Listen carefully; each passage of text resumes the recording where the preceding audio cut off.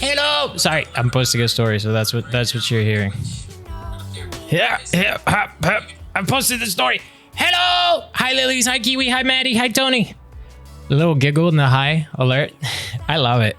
Ironically, I thought about making my own hi and alert, but I like this hi more. Does that make any sense to anyone?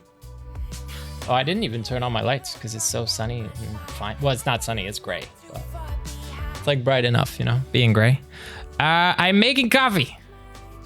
So I will be walking away from frame in a little bit to, actually, let me turn on a light in the kitchen that allows me to see my water's with. And got the Chemex.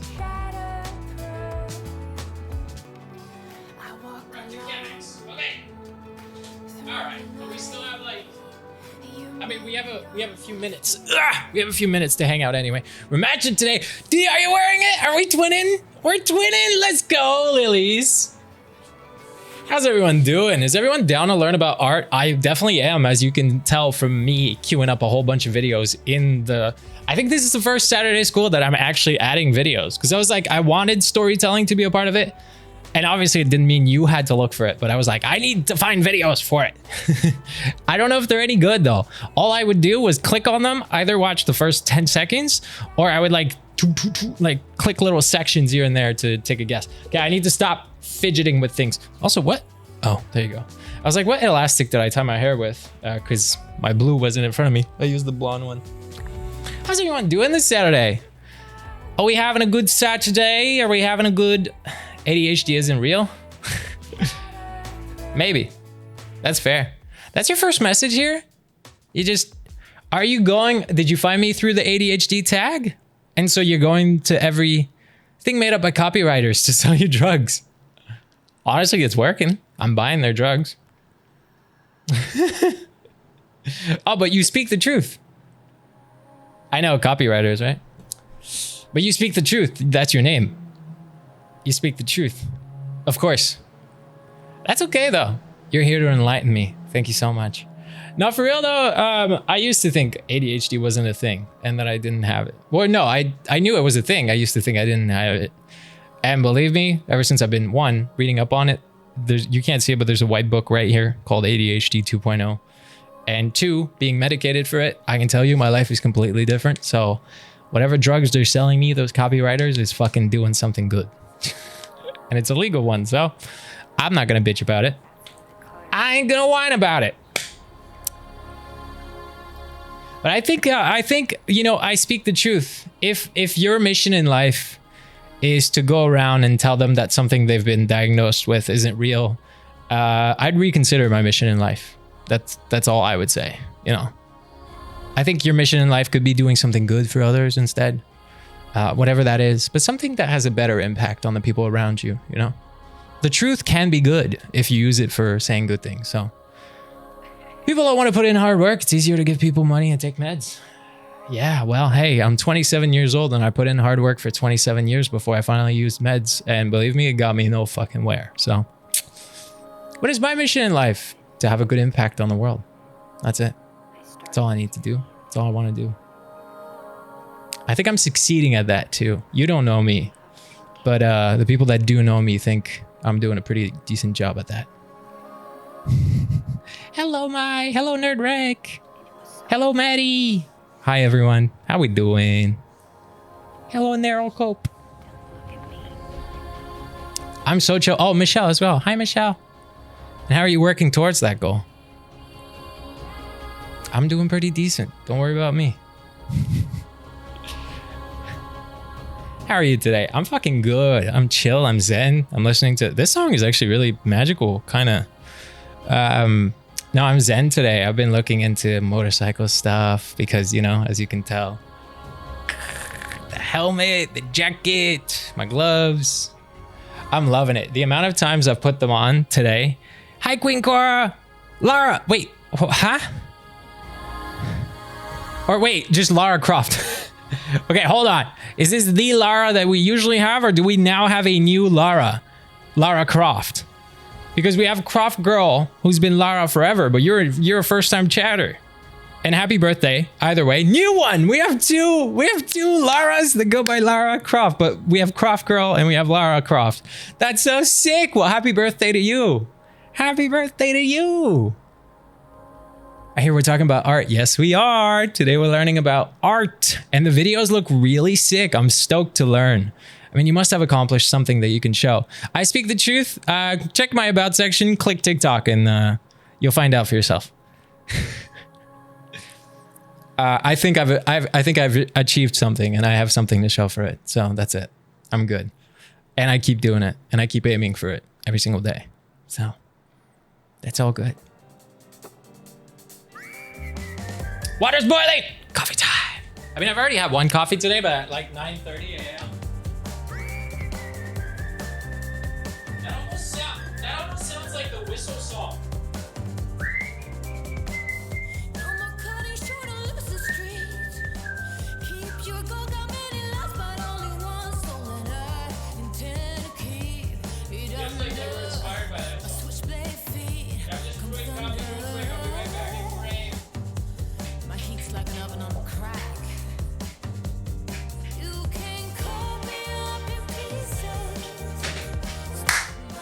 Coffee will be ready in 2 minutes. I'm also chilling for now, going out with my college friends tonight. Nice. And then I see Band One tomorrow. Let's go. Are they around you or are you traveling for them? Like, are you hopping on the road? Oh, you like this song? Heart and Soul by Blood Red Sun. As an artist, I'm very here for this. I know, same. That's why last week I said, I can't believe we haven't done a Saturday School on art. I'm literally an actor, storyteller, and I have not once, through now months of Saturday School, I've not once done it. I drink my coffee black. I love it black. I just love it that way. If I go fancy for a day, if I'm at a coffee shop, I get Americanos. Not gonna lie, I have looked at espresso machines, but nothing of good quality is affordable. So it's been a no so far. I don't think I'm willing to spend that much money on an espresso machine. No sugar, just black, just straight coffee, like as it comes out of the thing. It's pretty delicious. I also buy coffee that is good black. I think if I bought see, Croft Girl, Lara, we have a Lara Croft here. And I had the whole thing where I was like, are you the Lara we know or a new one? And it turns out there's two.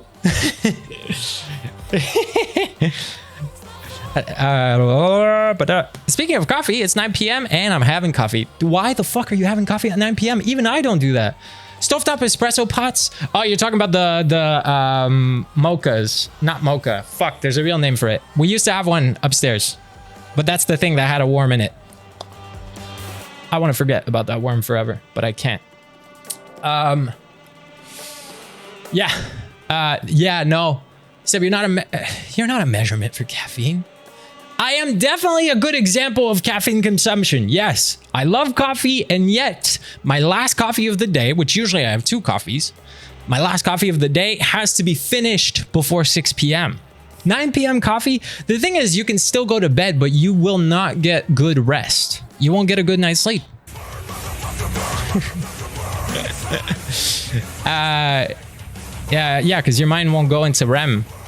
Do you like Monster drinks? I used to drink energy drinks when I was younger. I think if I drank energy drinks today, it would only be Guru because 1, vegan, 2, actually good company for the environment and everything. So I would only drink Guru if I was drinking energy drinks, but I don't. I honestly just drink coffee and water. My screen just flashed. Please stop. Stop.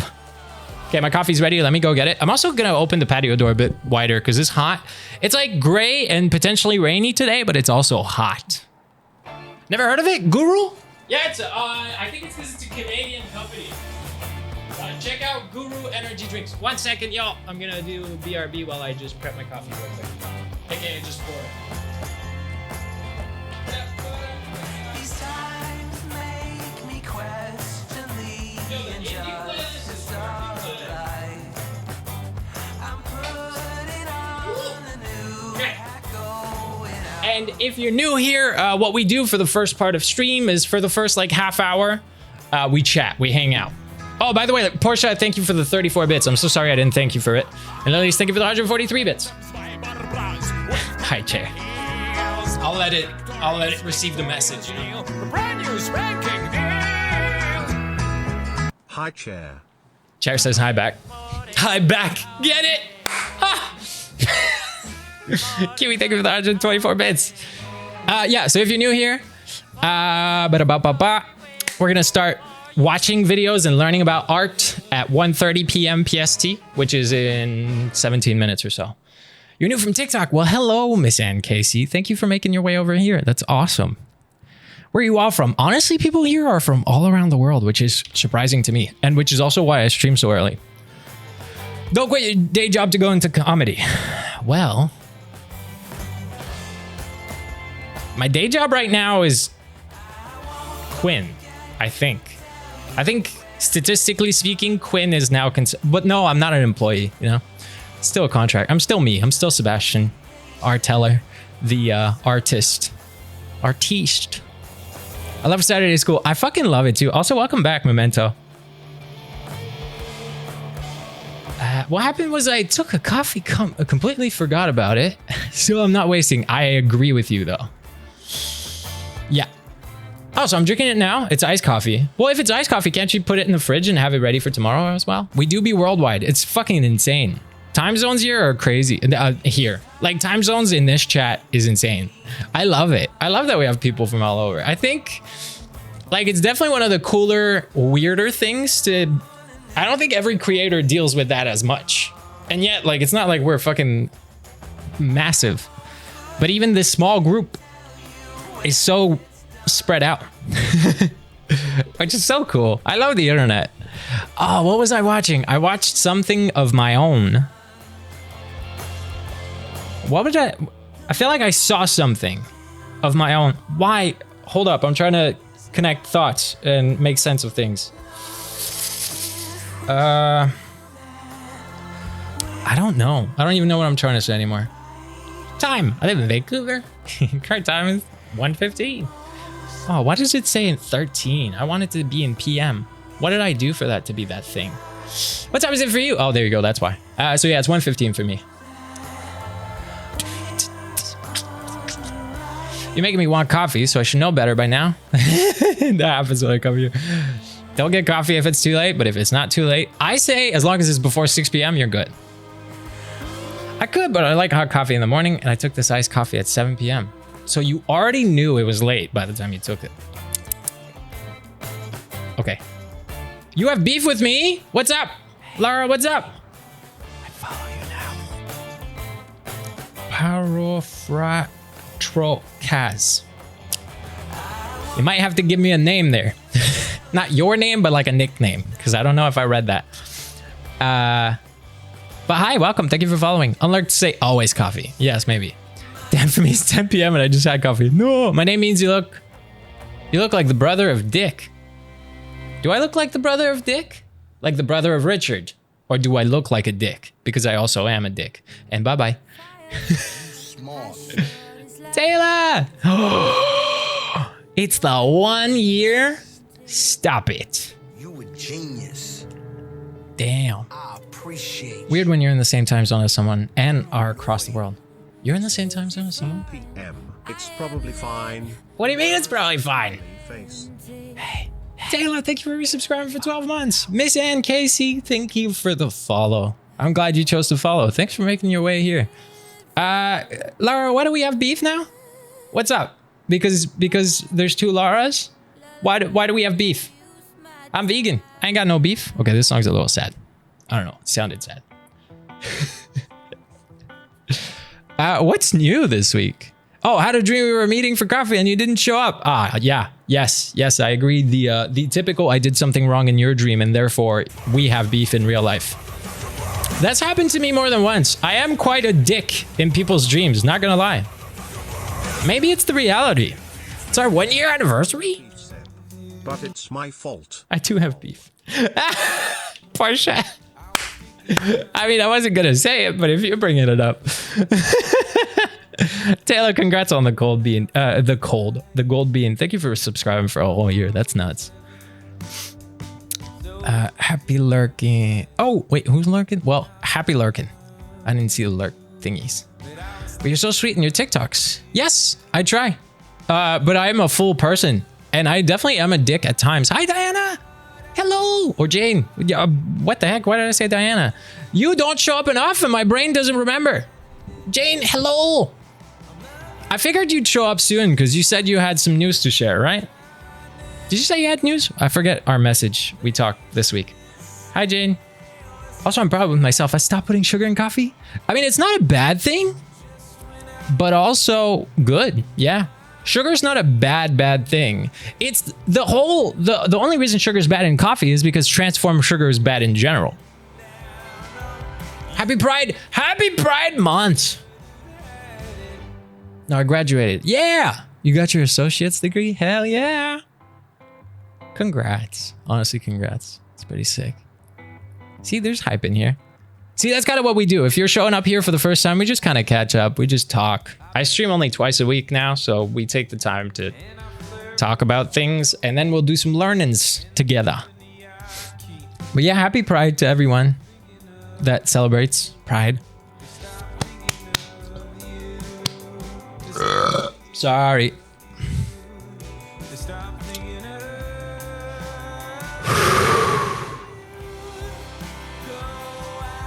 I'm good. I might be a little like out of it today, but just from like being good. Does that make any sense? I'm like peaceful today, like zenned out. I had a rehearsal this morning. Oh yeah. Also, if you're new here, I burp a lot. Yeah. Hi, Bina. Ah. As you should, Lara. These people are amazing. For what? Oh. Okay, beef over. I don't like being pretend upset. Yeah. Our beef is gone. We're no longer upset.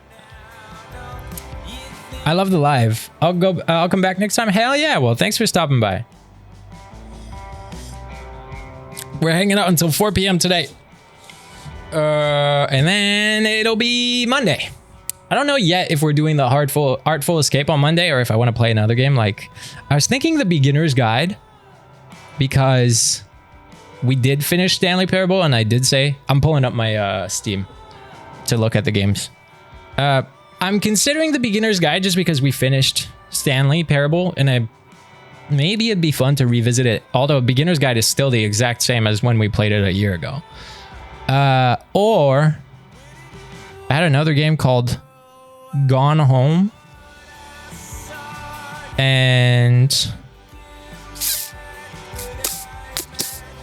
I had a bunch queued up, right? We had a bunch of games ready to go. Why did you even rope me? Ah! He roped me into this. Well, him over there. Is Lexi here? Wait, I didn't see Lexi's message though, but I see the gift. Tony, thank you for gifting us up to Lexi. He roped me into this. So excited about the art. I love the video I chose. Hell yeah. I need some of that zen. Anxiety has been built differently. I'm sorry I didn't hear. Burps are part of the streams now. Yes, they are. Where's Lexi? Yeah, I don't know, right? If Twitch goes down soon, may as well gift a sub at least one time. Ah. Thanks, Tony. Yeah, who knows how long Twitch goes up for. At the moment, we're still good. Y'all, I turned on subs on TikTok. Granted, I don't know that anyone will, and I don't really care. Like, I'm not pushing for it. But like, you know, if anyone does it, it'll be like, okay, cool. I did some research, and what they say, because you had to do research to literally know the info. Like, out of all the info I get directly from TikTok about this program that I was invited to, nothing of it mentioned the cut. But then in my research, it mentions that it should be a 50-50 split after the app fees, the app store fees. Because app stores always take a cut. The same way as if you buy something from your phone app for Twitch, it's technically more expensive because you're paying the app store and the price of that it is on Twitch anyway. What's happening with Twitch? Twitch is just fucking some shit up this summer. They might like, they're causing, so many weird things are happening at the same time. So I'm fine because I'm an affiliate. So my split with Twitch is already 50-50. But for anyone that's partnered, like the people with the star, right? Twitch partners, it's usually a 70-30 split. And they're going to take that away this summer. So a lot of the partners might be disappointed and want to move to a place where there's a higher split, aka YouTube. What else? So they're doing this, but I'm affiliate anyway, so I'm already 50-50. Just in general, Twitch is being really fucking weird. And if there's a mass exodus, as much as this changes nothing for me, right? If there is a mass exodus where everyone leaves Twitch, I'm not gonna stay on a sinking ship. I'm gonna move, you know, the same way everyone else does.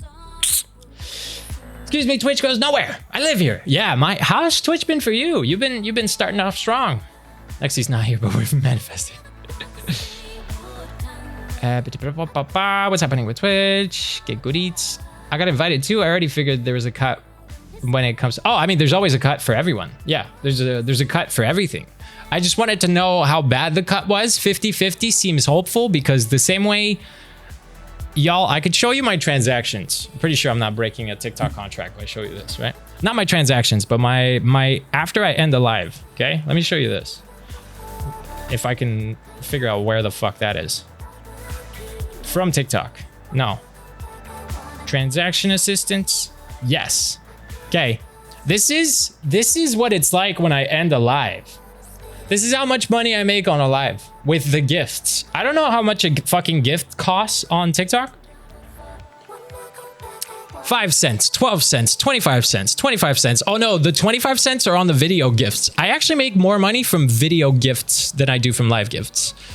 54 cents, 30 cents, 3.32. That was a really somehow one live stream where I made money, you know, 50 cents, 15 cents, 7 cents, $1.53. That's like pretty much all the time here. I'm going below the $1.53 and now it's 16 cents, $1 on a video, 0 cents, 50 cents, 25 cents, 10 cents, $1.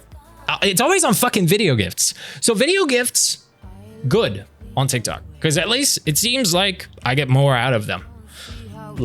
Being live, gifts on live, pennies. Pennies. You just got your affiliate on Twitch too? Look at you. Look at everyone here friggin' killing it. The 0 cents is my favorite gift amount you have. Oh, thank you so much. I feel so supported. But at least you sent me 50 bits, which is 50 cents. Fat little toes in there. Twitch goes well for me. Life is good. Hell yeah. 0 cents is my favorite gift amount you have. Uh-oh. Did I? Uh-oh. What did I do? Oh, I think I hit stop on accident. We're good. Enough for us all to have one fry. I could buy like one large fry and like we all share one single fry out of that. Yes. TikTok takes like 70%. It's ridiculous. The only way to make anything these days by dueling. By dueling? Dueling? Like doing duets? Does that actually pay? I mean, I don't know. I still don't have a creative fund. I don't really care. I was only saying that to specify, at least right now, they're claiming the split is 50% for the TikTok subscriptions. So it should be exactly the same as Twitch. Although there's TikTok fees, not TikTok fees, but App Store fees. So technically, if it's $6, I know it's $6 US, it's $5.99 US. I don't know how much the App Store fees, and then whatever's left, we split 50-50. Curious to see it, but I turned it on because, I mean, where else do I have over 800,000 followers? Imagine if people decide to sub. Shit. Could be decent.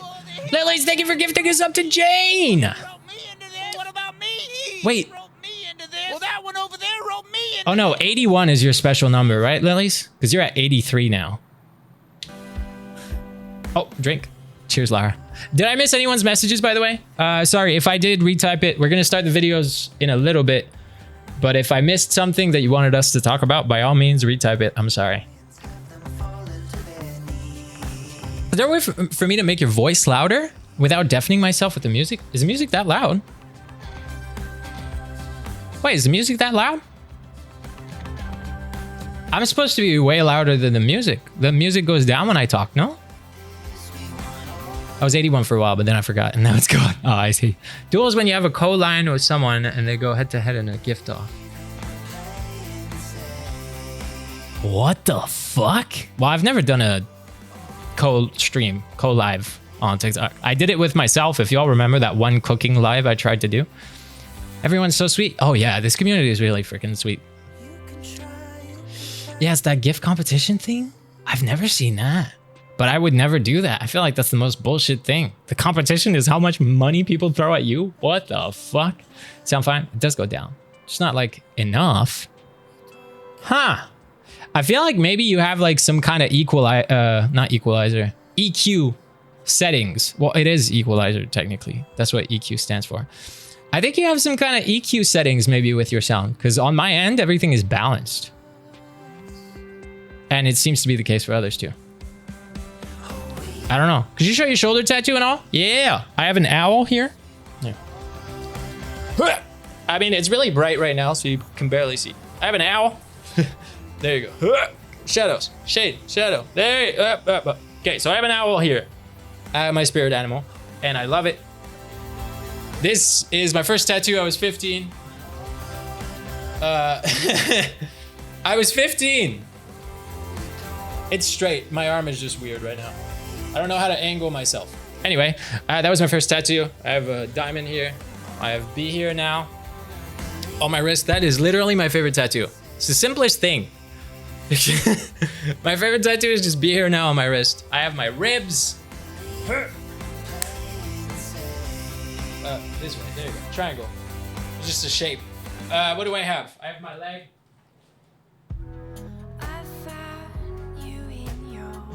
Trying to block the light. Anyway, I have my leg. And 1, 2, 3, 4, 5, 6. I have one on my back that I'm not gonna show, and I have one in my shorts that I'm also not gonna show.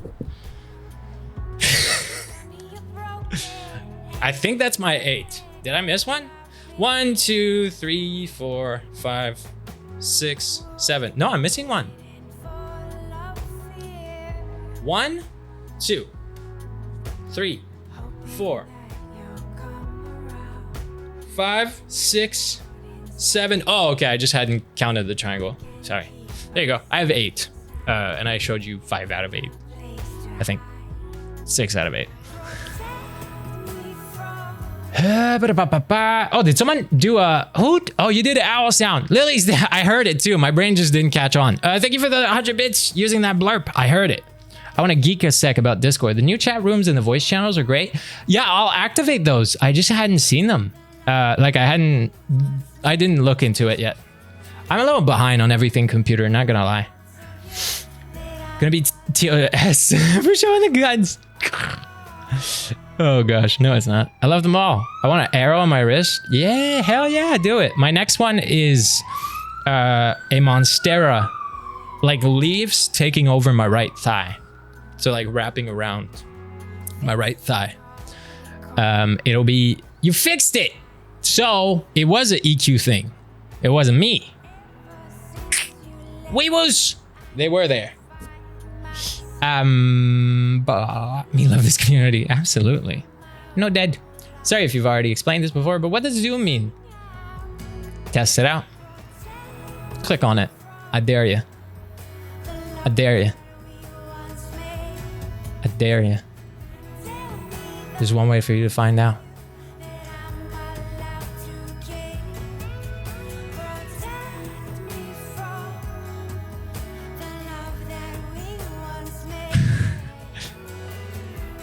I mean, Lilies, you weren't the one asking. Gosh.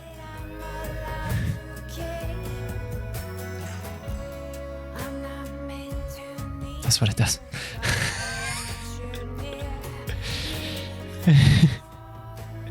Hope that arrow can cover some scars. I don't cover. I think it's funny. Like Be Here Now has 2 scars right below it that you can't see, but that I know. That I have 1 scar here. Like I never want to hide them. I like my battle scars, you know? I want a camellia on my wrist in memory to my pops. That's lovely. The way I ever the red one. Why? Because I remember Shredder took that away. What?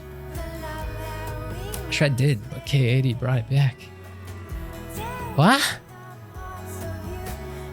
I don't know what happened. Plant tattoos are elite? Yes. I want the Monstera. I haven't decided yet, because the thing is I like patchwork, so I don't want the thigh piece where the Monstera wraps around my leg to feel like a full thigh piece. I just want it to feel like the leaves wrapping around. Anyway, we watched other streams is the point. Well, I don't know who they are.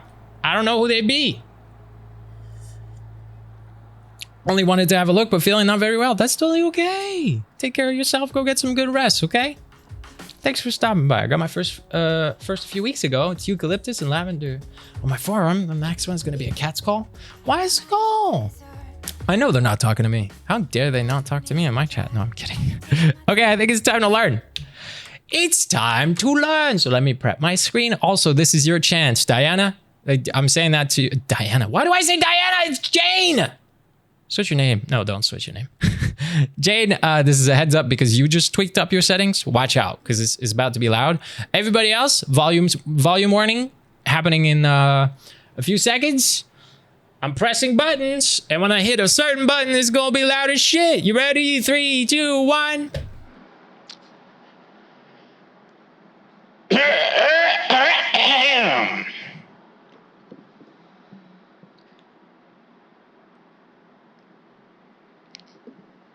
Attention!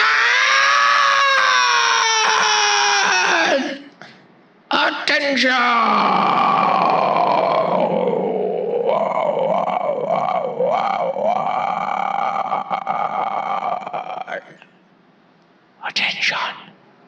Hey, are you listening? Hey, yes, you. Are you listening? It's time. It's time to learn. It's time to learn about art.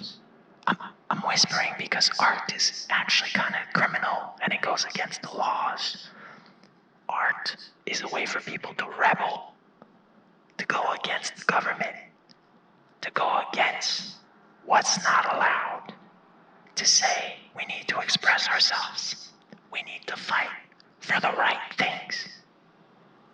And you gotta fight for your right to party! Hey, it's time to learn about art. Let's go. Okay, that was my nice little... I dare you not talk to me. Ignores chat when we talk. Well said, you don't have enough Leo placements to justify that. Okay, all right, cool. My girl called me daddy, but I ain't her father. That's okay. So does... That's okay.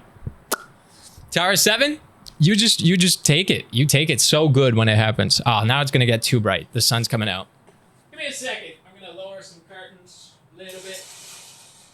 See, the thing I hate is like in making plans for the weekends. That's what's been happening in Daddy.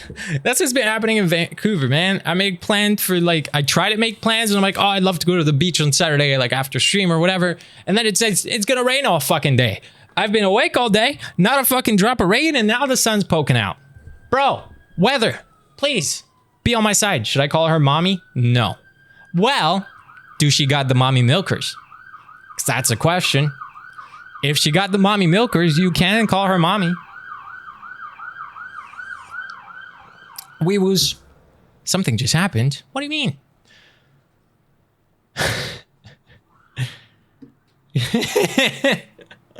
Yeah, the wee-woos were coming for me. I went to horny jail just now. Mommy's a state of being. Absolutely. Okay.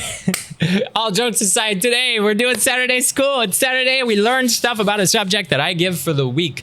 Let me just clarify for next week. There is no Saturday school. There is no Saturday stream because from Friday to Monday, I'm doing motorcycle classes. Vroom, vroom. The gear behind me, that beautiful, beautiful jacket, that beautiful, beautiful helmet, and those gloves. I got them for a reason. I'm doing my motorcycle. Well, I already have a motorcycle learner's license, but I'm doing... Oh, fuck. I got a stand. Thank you. I got I have a 5-day course, and the Saturday course is during the normal stream time. The Monday course is fine. I still get to do the Monday stream, and then my class is at like 6:30. So I get to do both on Monday, but no stream next Saturday, no Saturday school next Saturday. I don't really need luck. It's just about learning it. Let me set a 30-minute timer for stand-up because that's what I got to do for the next 30.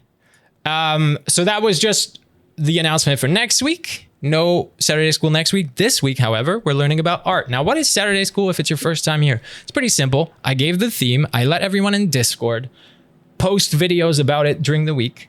in the specific Saturday School channel that we have. No one watches them, or you do, whatever. And then we go through them. Now, I play videos with captions whenever possible. I play them at 1.25 speed because my ADHD can't fucking listen to normal speed.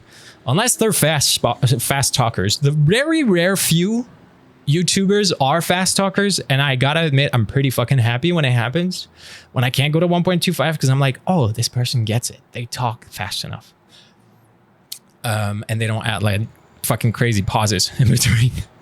So videos will always have caption if possible. I'm actually gonna go pee before we do this anyway. I stood up. It's always when I stand up that I realize I have to pee. So yeah, videos will have caption if possible. They will be at either 1.25 or 1.5 if they're that fucking slow. And I pause and we talk about it. Sometimes we talk about the thing. Sometimes we go on tangents. Sometimes we all go to horny jail. These are all possible. But first, a little pee break. I also have to drink. So I'm going to do the drink by Memento. And then I'm going to go pee. I'm going to mute up. And when I come back, it's learning time. I can taste your lies, how to measure the love you throw around. I could never hold you down. One of us will have to take a bow. Feeling you so close to make me drive around. Everlasting love, so much to go around. You got me so high I can't come down. I hope you know that I will never let you go. If all I do is dim your glow and fly on, baby, please just go. Your soul is the ocean, and I can't touch the Go to the bathroom. so full of emotion. I can't keep any more. Are we at a time where we be swallowed whole? Don't give up on us now. One of us will have to take a bow. Feeling you so close to make me drive around. Everlasting love, so much to go around. You got me so high I can't come down. Did you wash your hands? Wash your hands with soap and water. I did wash my hands. I was, in fact, wiping my hands as this audio started. Mike, thank you for the 100 bits twice. Let's have a match. Watch Spaceballs. I know! Wait, for what? Y'all, I gotta be real. The helmet is Big Dark Helmet from Spaceballs. Okay, hold on. I can't hear anything now, okay? Just so you know. Oh, I have to untie my hair to put this thing on. Don't judge the hair. It's greasy. I have to shower after this. Not before, because I was too lazy to shower this morning. You know? Oh, glasses. I was gonna forget. Hello, finest Fennec.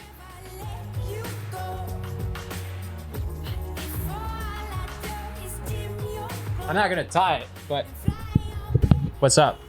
How we doing?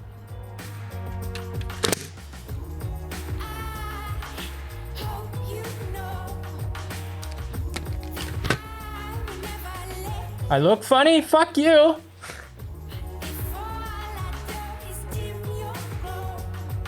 don't look funny. I look fucking hot as shit. No, sorry for saying fuck you. I'm very much not mean. I do believe I look great. Sorry. Oh, sorry. And you're a first timer here. I really swear I don't mean it any bad way, okay?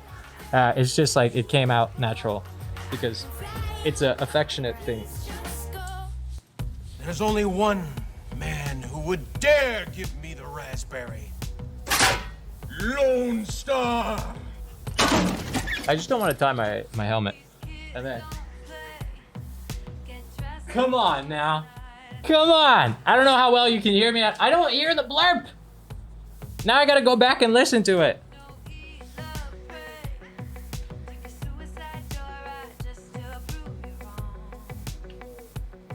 Ah! Because because I thought you didn't have pants on.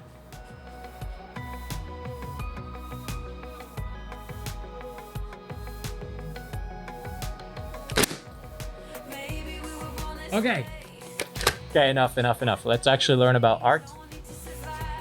And I'm not the piece of art we're learning about. I am sorry for saying fuck you so fast. I don't know why it came out so... Because you said I look funny. I don't think that, no. I'm laughing behind the mask. It's okay. Alright.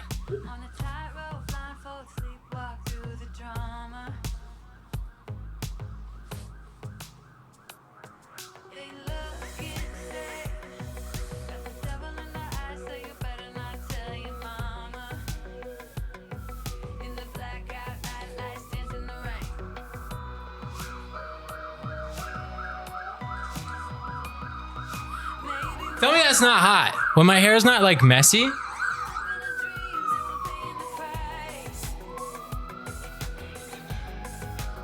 When my hair is not messy, like it looks so good when I take off the mask. The helmet. Sorry, I did that yesterday, and yes, I was feeling myself a lot. Like my hair is greasy this morning, right? But yesterday when I did it, I was like, ooh. Imagine I'm in the street, like I'm popping that thing out, the hair comes down. All blonde and wavy and I still can't hear anything, so give me a second. Because I don't have my headphones on yet. Why don't you let go of your hair? Because they're greasy. I haven't showered yet today. That's a secret. If ever you see me with my hair tied, now that my hair is short... Oh, I just can't hear anything. Did I? I think I turned off my headset on accident. Yes, I did. Okay, usually if you see me with... Mic check. Why is it weird now? I think I fucked up my headphones. What was I saying? Now that I trim my hair, when my hair is like short, this is what I consider short. If you see it up, it's because I haven't showered yet and it's greasy. That's usually how it is. Bro, I think I fucked up my soup. Okay. Yes, I am sassy at times though. We all know that. And that's another thing. I do read every message, I think. Not every, but I do read a wide majority, but I read them in my head and my brain just registers the information but doesn't say it out loud. Okay, let me play the black helmet sound. There's only one man who would dare give me the raspberry. Lone Star! At least thanks for the 100-bit. Oh man, except Lucy. I know I just ignore Lucy and I ignore Artless, I ignore Lucy, and I ignore Sherry On. I don't know why. Those three, I keep missing their messages. Cut my hair 1.5 months ago. I had long hair and I cut it 40. Wow. Baby Mochi, hello. Finest Fennec, we can hear you perfect. Yeah, no, the mic was still working. I just couldn't hear you. They're very nice pants, yeah. Okay, and welcome, by the way, Finest Fennec. Fennec. I don't know where you found me from, if it was from Instagram, TikTok, or just from straight up Twitch. We're about to do some learning. So now it's time. I did the announcement, but now it's actually time. We have Discord here and we have the channel. But although I was thinking, yes, we're still going to go in the order, but I did find 1 or 2 videos. I think one that I wanted to like maybe start with because it was the history, like a really quick history of art video. I think it's this one, if I remember. Or was it the end? Like near the last ones? The history of art in 3 minutes. There you go. So I just figured we'd start with that, just in case it encapsulates everything. I have not watched the full thing. Stop! Oh, it stopped when I said it. My YouTube has been lagging all day. I don't know if it's just me or if it's everyone, so we might have some technical difficulties. I've definitely been having oh my gosh, it's hot. And now the sun's gone again, so I can open my curtains. This is weird. Okay, you're gonna hear more city noises because I'm fully opening my patio door. Stream is lagging today. Yeah, no, I think maybe the whole internet's having a hard time. Maybe it's my internet having a hard time. It's possible. Good night. Wait, who's going? Have fun all. Have fun all. Might come back later if I don't fall asleep. Nah, you should fall asleep. Good night. Good night. Good night. Cookies for all the tech. Yeah, found you on Twitch. Always go to the bottom with the lowest viewers. Oh, nice, nice. That's how you found me. I love it. Okay, wait. Oh, I don't want to shut the curtains, but I'm too blown out. Let's do this one only. And like this one a tiny bit. It's just like it's barely a difference, but it does make a difference. There you go. Okay. First video is called The History of Art in 3 minutes. It's actually going to go faster than 3 minutes because like I said, we go on 1.25, baby. Also, let's see the quality. Can I just get 720? Yep. Okay. Are we ready? 3, 2, 1. History of art in 3 minutes. Less. The oldest art we know of is about 40,000 years old. It was painted on cave walls or sculpted from rocks and consisted mainly of people killing animals or each other. An exception to that rule is the famous Woman from Willendorf, an abstract sculpture of a faceless obese lady wearing no clothes except a shower cap. After a while, people started to write things down, and proper history began. Wait. You can't call it a shower cap. That's not what the purpose it had back then. They didn't have a fucking shower cap back in the hunter-gatherer days. What? I find that's a weird phrasing of it. So what was it on her head? Because it wasn't a fucking shower cap. They didn't use shower caps. They weren't like, all right, let me come back out of washing myself in the lake.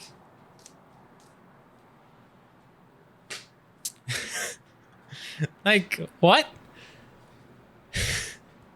Don't like that characterization of the Venus and Willendorf. Yeah, it possibly also, you know, it's just a quick history. It doesn't mean it's accurate. Civilizations developed in Egypt, Persia, She is the fertility goddess. I do remember that. I'm from Sweden, and we had the Vikings and RuneScript. Yeah, we did that 2 weeks ago.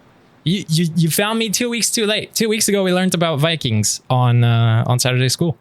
Rome, India, and China. This highly significant period in art history gave the world pots, earthenware, crumbling temples, more pots, gods, warriors, warriors on pots, gods on pots, cats, and god cats on pots. In the Middle Ages, the West was dominated by the Church, who disputed the validity of all the old gods and says there was in fact only one.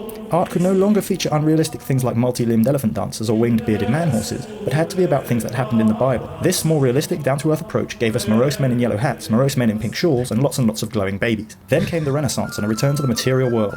Real-life places were rendered in 3 dimensions, convincing use of perspective became widespread, and the human body was shown as it really is. Many images, however, remained religious in nature, and so also featured flying men with laser beam eyes, done realistically. Eastern art continued to Slapped his fist on every face. On every face. develop in its own distinct way, often showing scenes from nature or the everyday world, like mountains, people kissing, or men in dressing gowns getting angry at other men in dressing gowns for riding albino dogs. Then came modern art and the dawn of the isms. Impressionism, Expressionism, Cubism, Dadaism, Surrealism, and other isms too numerous or rude. The experiences of or rude! Who just followed Finest Fennec Fox. Thank you for choosing to follow. Wait, that was a good joke. All the isms.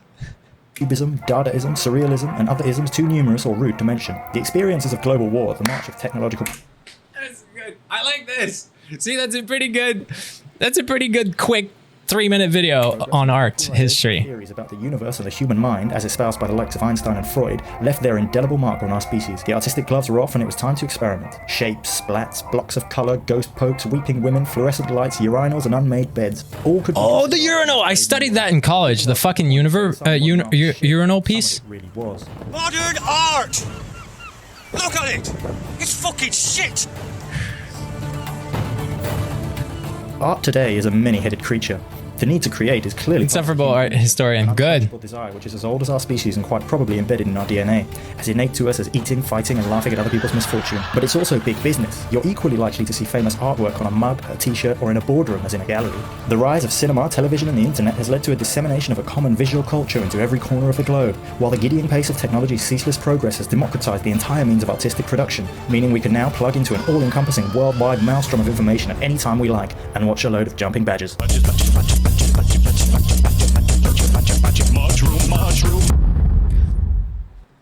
Nice. Yep. I'm glad I picked that video for a quick little rundown of art history. Okay, now we can go in the order. How funny if that modern art with him in his face. Okay, let's go to the top. What a throwback. Badger, mushroom. Okay, first video. Well, technically second, but first on the list. This one. Stop. You can see how long my YouTube has been loading today. I don't know why. Maybe I have to get rid of all my... Stop! I didn't hit play yet. I just meant zoom in. 1.25. So this video is titled Why You Should Make Art Even If You're Bad at It. Benefits of Creative Living. I already like that. And this was posted by Kiwi. Let's go! 2, 1. There's a famous quote by German Fluxus artist Joseph Beuys where he said, "Every human being is an artist, a freedom being, called to participate in transforming and reshaping the conditions, thinking, and structures that shape and inform our lives." And this video is all about why you should make art, even if you're bad at it. Nice. First, let's review what the Fluxus movement even was. Because you haven't uploaded the VODs, computer's struggling. Honestly, probably. It's starting to get stacked up in memory again. According to our trusty Google info box, it was an artistic movement, community of artists, composers, Fluxus was an international... I gotta read it because I don't get it. Fluxus was an international interdisciplinary community of artists, composers, designers, and poets during the 1960s and 1970s who engaged in experimental art performances which emphasized the artistic process over the finished product. Yeah, so they're doing over the finished product. Totally get that. Could not hear a stream, but I heard Badger Badger in my head. Nice. Making art right now? Hell yeah! It's because you haven't uploaded. Oh, I read that. And I'm totally focused on class. In experimental art performances, which emphasized the artistic process over the finished product. And that's what we are emphasizing today. Now, if you're watching this and you're thinking, I'm not a creative person, and I don't make art, and I'm not an artist, chances are that's not the case. See, Joseph Beuys' quote often gets shortened down to, everyone is an artist, which is the basis of the argument, but that's kind of missing the point. His point is that art is the process, and that by expressing creativity, we're all artists. Fluxus pretty aggressively promoted anti-art. When we think of art, we tend to think of what feels like the like a big three painting, or, yeah. you know, painting, drawing, and sculpture. And if we can't do one of those things, we tend to feel like we're not artists at all. The beauty of creativity, though, is in its expression. There are creative approaches to fixing cars. There are ways to express creativity from as small as a cup of coffee to as large as your... I love that, yeah. Cultivating engagement. Yeah, personally, I think art is creativity. I think art is using your creativity. I think so. That's my take on it. And activism. Sometimes just showing up and doing something is art in itself. And just because you think you've got a math brain, that doesn't mean there isn't art in those equations somewhere. Oh, wait, what was that? Oh yeah, Black Lives Matter. I remember that. See, Joseph Beuys' point wasn't that everyone is a painter or a sculptor. His point was that everybody has... Friendly neighborhood engineer can confirm science is art. Absolutely. Well, I think science is definitely still the opposite of it. Ooh. Science is and isn't art. Science is Schrodinger. Art in science... No. Art is science's Schrodinger's cat.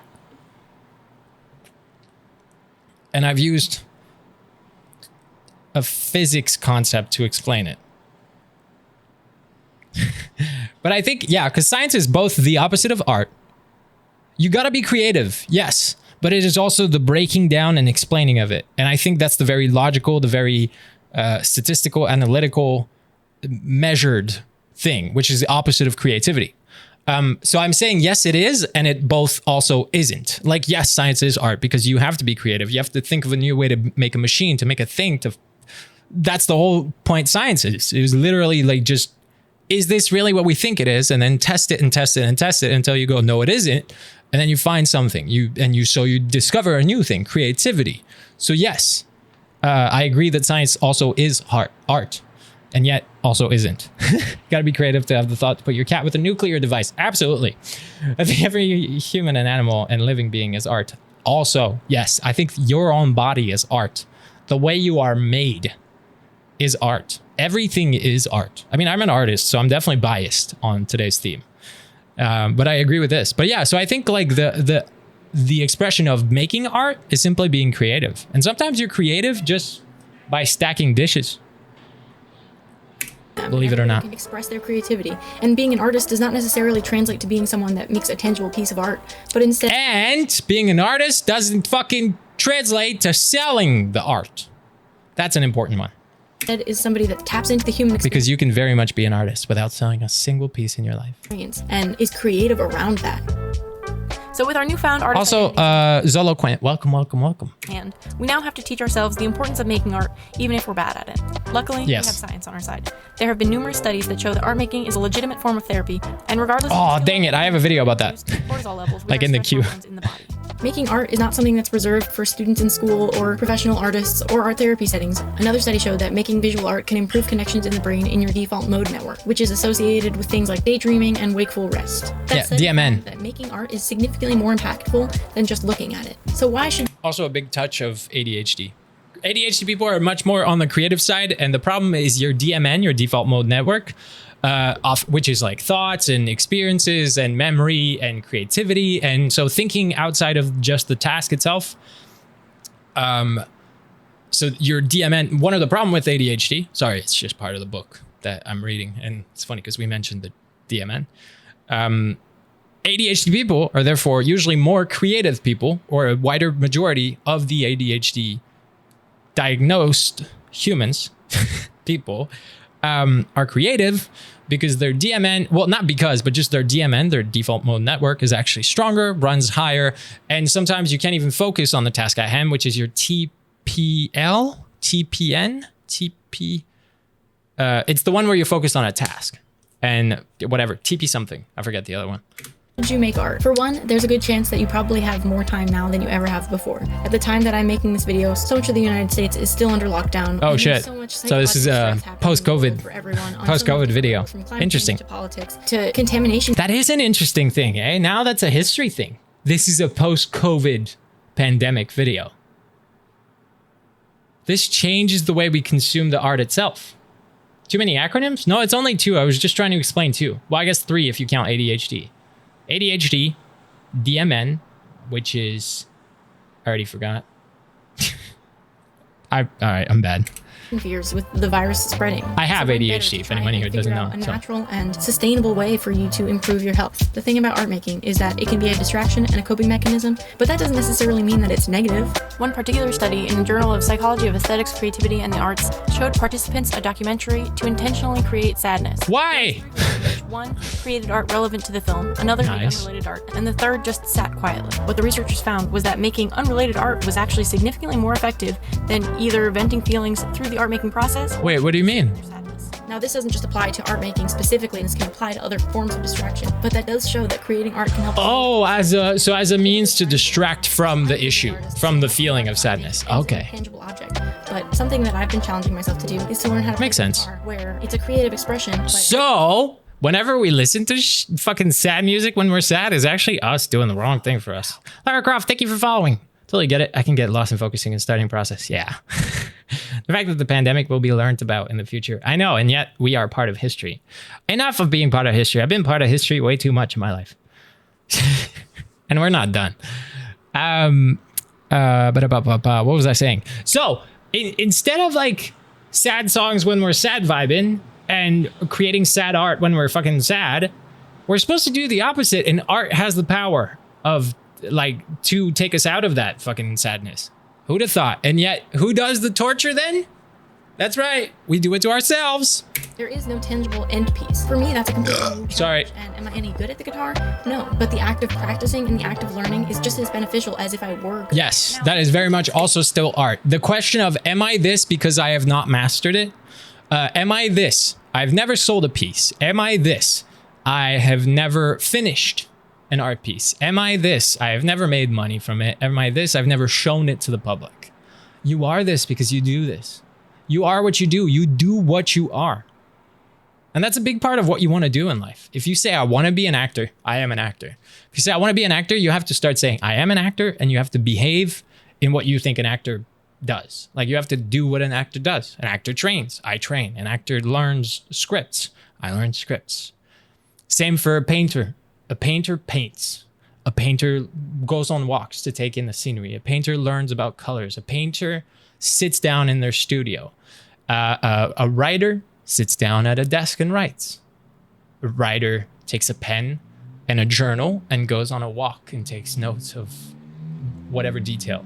But thinking I am this allows you to then be this. So it's not about the finished thing. It's about just being it and therefore doing it, but being it and doing it now. It's a very mindful thing as well. This whole video is talking about the process of art as making you the artist and why you should make it. Because you're an artist not because of the finished piece, you're an artist because you're doing it. Fuck yeah. I gotta try to get some sleep. Okay, good night, good night, good night. I'm making myself sad unnecessarily? What? Listen. Anyway, no, don't listen. Whatever. Video, there's a good chance that you're looking for a reason to make art. And if that's the case, then let this be your sign to just make something and don't worry about the outcome and don't worry about the quality. I do agree with this. Prejudge yourself. Fucking do stuff. And instead, just do it. Do it. Just fucking do it. You want to do it? Do it. You want to give it a try? Do it. Maybe it's my ADHD, but I fucking try everything. I will literally consume 5 hours of YouTube on a fucking snap of the fingers in one thing, and then I'll learn it. Why? Just because I want to. And I used to be given shit for that as a kid. And now I'm like, no. Yeah, absolutely. That's what I said to myself. take the approach of just giving it a shot. Just like also, how long do I still have to stand? Warm up. So if you haven't been making 4 more for minutes a really long time and you want to dive back in, but you're worried that the first thing you draw is not going to be any good, grant yourself the permission to start with a warm up and yeah, and allow yourself to fail, because art isn't about the success of it; it's about doing it. Okay. Loosen the wrist up. Just make a bunch of shapes, and once you're warm, start working towards something different, and you'll be so surprised to see how quickly it becomes easier. And by not holding pressure to yourself. Yes, I like this video. This is a really good video. Good job, Kiwi. I like this girl.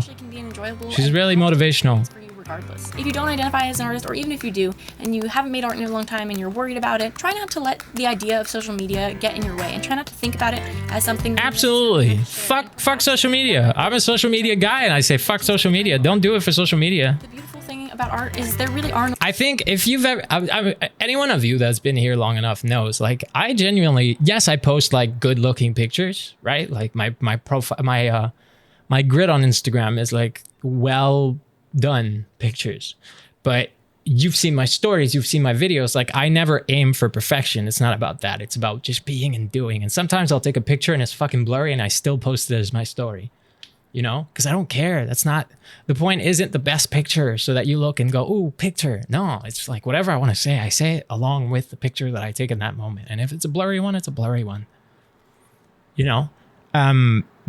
So I think, like, even when you think about social media, instead of thinking I need it to be perfect because it's social media, just fucking do it and post it no matter what. Just go fuck it. Also, there's people that suck at it and still make millions. So that's a big factor to take in. Jelly paint. No rules, well, with the exception of don't copy somebody else's art. But there are ways that you can learn from other people's art and have that be a part of your art making process. Now, I want to be clear, it's really important that you don't copy other people's art and in any That's true. Make it yours. That is not acceptable and not okay. But using other people's art as a point of reference for using techniques is a method that's used in traditional art school and has been for centuries. If you take a formal painting or drawing class, there's a very good chance they'll have you do master copies, where you essentially literally copy the drawings or paintings that technical masters have done in the past. And this is a technique through which... Why I put half before 2? I don't know. I watched half 2 minutes of it. Oh, 2.5 minutes? That's true. Half 2 minutes is 1 minute. Which you just would have said 1 minute. And their technical skill. Sometimes it really feels like cheating if we're copying another drawing. But if you're copying it to learn, when you have that skill set and that quality... No, I definitely think you can, in training, you can copy, or you can attempt to copy in training, and you have to learn your way. But in putting it out there, I say always give it your touch. Whenever people used to ask me, like, what should I do to blow up on TikTok? I was like, I don't fucking know. I blew up doing some random shit that no one else was doing. I blew up pretending to be a boyfriend to a camera. There's another guy that calls himself the virtual boyfriend on TikTok now. Ended up on my For You page. The irony. The irony. And I was like, good. I'm no longer the hashtag. Like, it's no longer my face. And I was like, solid shit. You've seen him? Hell yeah. Because it's great. It means I finally moved on, you know? All that to say, I blew up doing some shit that no one else was doing. That's the whole point. And it's not about blowing up anyway. But art has always been about not only do what you like and what you see in others, but add your touch. Because what makes it special is your touch. Anyone, that's the same for actors, right? Any actor can do a scene, but the reason you like a certain actor for a certain character is because they added their touch to it. That's the secret to auditioning in the first place. Every time I get actors asking, like, yo, what do you do for auditions? Like, how do you make sure your audition's different? I just go, no one else has my life and my story and my energy and my body and my face and my voice and my strength and whatever. No one else has that. So all I have to do is take the words that are on this page and give them a touch of me. I have to, one, find the story, find the character that is in the script. I can sit down. I have to, one, find the story that's being told, not the plot. Story is a very different thing. Find the character that's offered, because they're not all me. So I have to find who he is. And then I have to give him some of me on top of it. I have to make our worlds collide in a way where I understand and know certain feelings. And so I get to share that with the character. And once you collide and combine all of that, that's when people watch your take, your audition, and they go, holy shit, no other guy's done this before. Because everyone will do what's on the page. Everyone will see the line and do what's on the page. The people that book are the people that do more. Add to it. Now I'm sitting my ass back down. Whew. And then we're gonna keep going. This is actually a really great video. Watch 2 minutes and you liked it. Yeah, I've seen him. Should take up art again, because I'm such a critic to myself, and maybe stop hating to do mistakes. What book should I give you to help you? Not give you, but I would say write this down, right? If you want to check out some books. Hi, Cookie. Or Tropical Cookie. It's the first time I just call you Cookie. Hi. My English writing is bomb today. Don't worry. That's fine. I would say check out Atomic Habits in terms of, one, creating a habit of making art and not judging it and making it attractive and all that. So read Atomic Habits. It's also just an incredible book that I suggest everyone read anyway. Mastery by George Leonard is also really good. So Atomic Habits by James Clear. Mastery by George Leonard really helps with like understanding the beauty of doing the basic every day, repeating it instead of always thinking I have to get better. I have to break plateaus. It's so I love Mastery by George Leonard, but that's like once you're passionate about something, that's when that book really fucking hits and you go, oh, I get it. But Atomic Habits, Mastery by George Leonard. I'm looking at my pile of books off to the side.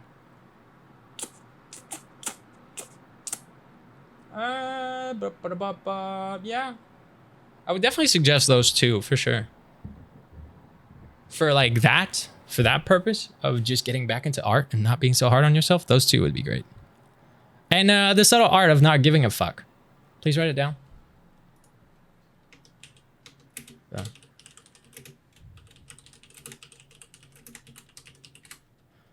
And Mastery by who? George Leonard. George Leonard. Those two books, definitely good reads. And add The Subtle Art of Not Giving a Fuck. That's by someone, Mark something. I forget the writer, because I don't have a physical copy of it. I read it years ago. I do have a physical copy in Montreal. That to your own work and create your own pieces from that by seeing areas that have. I like this girl. I'm gonna check out her channel after the fact, like not during stream, but after stream. For your own I like her energy. So I just wanted to make this video as a little motivator. Hell yeah. To show you that if you're feeling What's her name? uneasy, next time instead of Sophia. Oh, and she's like such a small account. What? Like maybe this one. That's so cool. Oh shit. Ah shit. Come on. All right. 3. Dang it. And I lost where we were. I love watching. By German. Hold on. Fuck, I fucked it up. That's my fault. Give art making a try. For me personally, I think we were here. Like, master copies, evolution. She was like, talking about this. Okay, but Sophia Metropolis. I'm gonna check her out. love to watch TV and paint at the same time. Myself, that way 1.25? I feel like it's more productive than just sitting and scrolling through my phone at the I think same we time were as I there. watch TV, which My is bad. something that I'm totally guilty It's because of. I'm interested. There are so many ways I have the last one? to express yourself Nice! and Yeah, The Subtle Art of Not Giving a Fuck is amazing. with art making that I read it like don't 3 identify times. as an artist. There's so many legitimate and real psychological benefits to making I lied art, twice. regardless of if it's good or not. And that's my favorite part about it, is that even as a trained artist, I go into art and I allow myself to make bad art. And I also allow myself Yes! to be comfortable with, because that way, when I it like comes this time for girl. me to Sorry, I'm gonna say that too much. that's different from the things that I've made in the past, I'm prepared to execute those ideas. This is a good Saturday School episode. I'm a little worried that I'm rambling, but I tried to structure it. There's one more study in the Journal of It's okay, I Clinical rambled Psychology too. that I want to bring up, and that talks about how when we frame our issues as a story, it can help us move through it. According to the study, Yo, the person that pied Mona Lisa, although this is a Mona Lisa with a mask, which is funny, but the person that pied that, and it's like covered by plastic, so technically the piece was not damaged. But what a time to be alive. By organizing our lives as a narrative, it gives us a sense of predictability and control over our lives. Wait, Kiwi, you didn't know? But at this point in time, for all of us, can feel so uncertain. I mean, how many emails have you read that start with, in these uncertain times? We're in them. We know that. It's a cliche at this point, but I read 0 challenge emails yourself today to with try these. and let go of your own expectations of what art should be. But you know what? Literally at the very beginning of COVID, I made a YouTube video before I was even on TikTok. Well, no, I was already on TikTok, but before I blew up on TikTok, I made a YouTube video telling people to do art in lockdown. That's when I was doing digital art, like Whether or not crazy. you are an artist and just You try don't to do read. something in any capacity. It can be a Rip. writing, a drawing, a Do you? painting, I I've don't seen know, him. some chalk on Do the you? sidewalk You don't outside read, with so. your kids. There's Lily's what? What do you mean? Do you what? No way, it's covered in plastic. You don't read still? What? What are you referring to? This is in you're rambling. What? No way. Oh, I don't know that. Also, why is Mona Lisa painting so popular? Because it's like the most. She was the first one to smile, I mean, at the beginning, or not smile, but also her eyes follow you everywhere. with the flowers on Okay, I think I'm done listening to her. But really good video. Really good video. I'll have to check out her channel. I'm actually gonna leave a like too. That was really good. That was such a good video. What the heck? Loved it. Okay, next one is by Jane. Ooh, Jane, you still here? That's the one you said you were excited about. 1995, Hold Chinese on. artist. Look at that bread. Saying you don't read it all. Oh, didn't read emails. No, but I do read my emails. I just mean I didn't read any emails with in these challenging times. I read my emails. Sometimes I don't open them for days because I'm nervous. I'm anxious about open. Anyone else do that? I can't open an email until I know for a fact I can handle it. Like I had a contract to sign lately and I didn't open it for 3 days because I was like, once I open this email, I also need to be in the mental position to sign this contract at the same time as I read it. I knew the contract was attached because it was like the first line that I could see. And that's definitely an ADHD thing. My ADHD makes it feel like a bigger thing. Like I get overwhelmed by those things. It's crazy that I see people just casually drawing Mona Lisa like it's no big deal. I do that with my texts. Oh no, no, I do. You're right. I do that. Mona Lisa is largely famous because it's been stolen so many times. What? And it's a Da Vinci? So there's also that? Oh, that's so cool. It's been stolen? I didn't know that. I can't wait. The more time goes by, the more anxious I get. Good. Yeah, honestly, like I would love to be able to instant reply to everything, but I don't. Okay. Am I at 1.25? This one is titled The Case for... I'm not going to say that name. The art assignment. I don't know what this is, but I'm intrigued.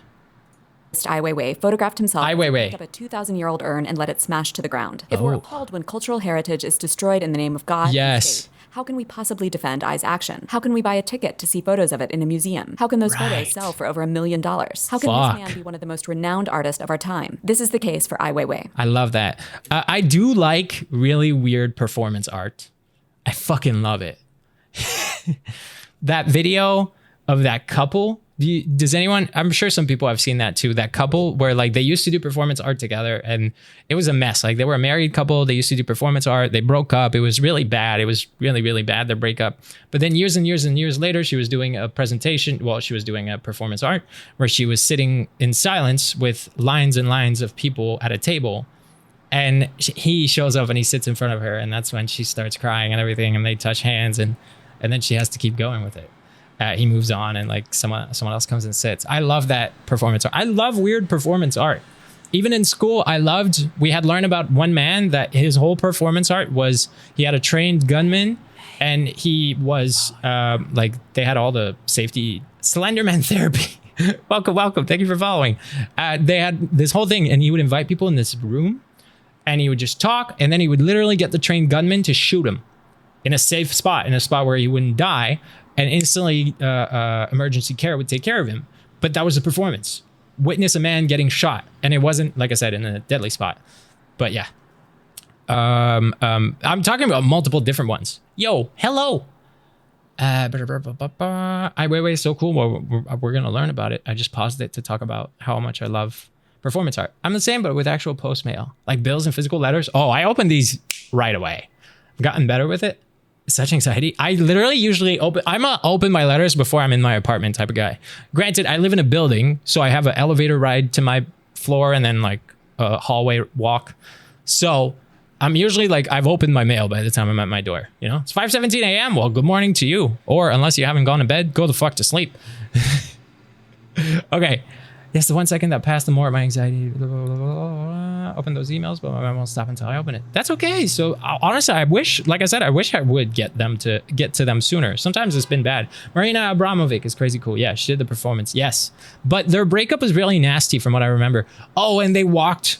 That's how they broke up. They walked the Wall of China. That's what it's called, right? The Wall of China.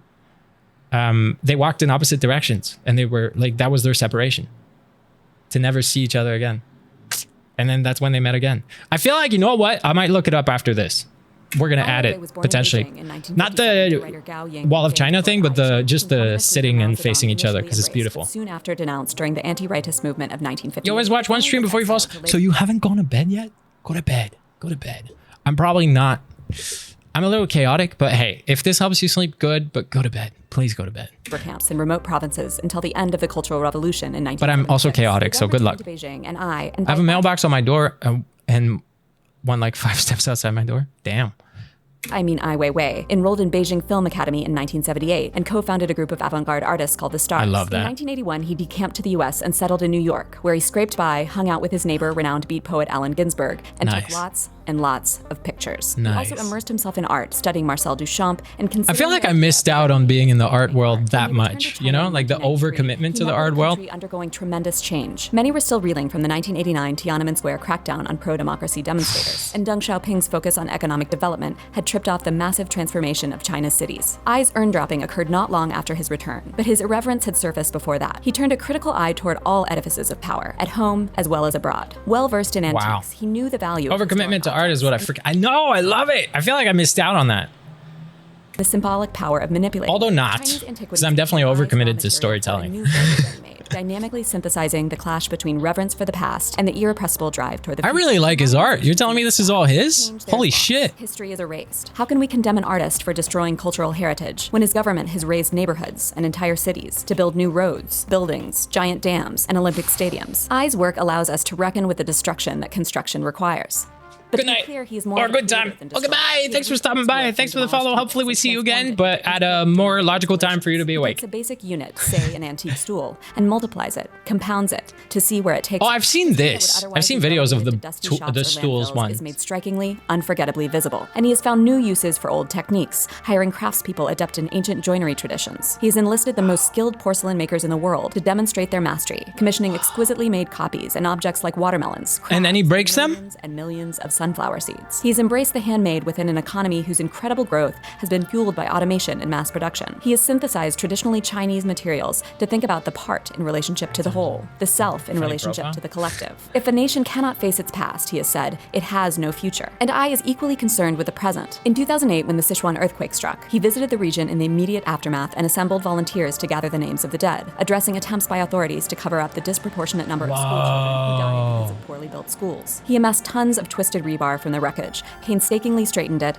and assembled it into spare elegiac memorials. He arranged 9,000 backpacks on the facade of the Haus der Kunst in Munich to represent the young lives lost, spelling out a quote from a victim's mother. She lived happily for 7 years in this world. Yeah, Tony, that's more logical time. Nekoma, hi, welcome back. Voiceless. In 2009, he was beaten and detained in his hotel room in Chengdu when attempting to testify in the trial of human rights. Oh, I think I've heard this. I think I've heard of this. Fleeing the war in Syria, organized a London Walk of Compassion in their honor, covered his sculptures with thermal blankets, and wrapped the columns of Berlin's concert hall with salvaged refugee life vests. An early adherent of social media, he is an adamant supporter of free speech. He reports on his life in minute detail. He did so up until his 2011 arrest and confinement for 81 days on unfounded tax evasion charges, as well as after. Authorities have demolished his Shanghai studio, threatened to demolish his Beijing studio. See, that's why I love art. And that's what I meant in my little, like, you know, it's a stupid ramble I do at the beginning of every Saturday school, but that's what I meant. Like, art has gone against the rules.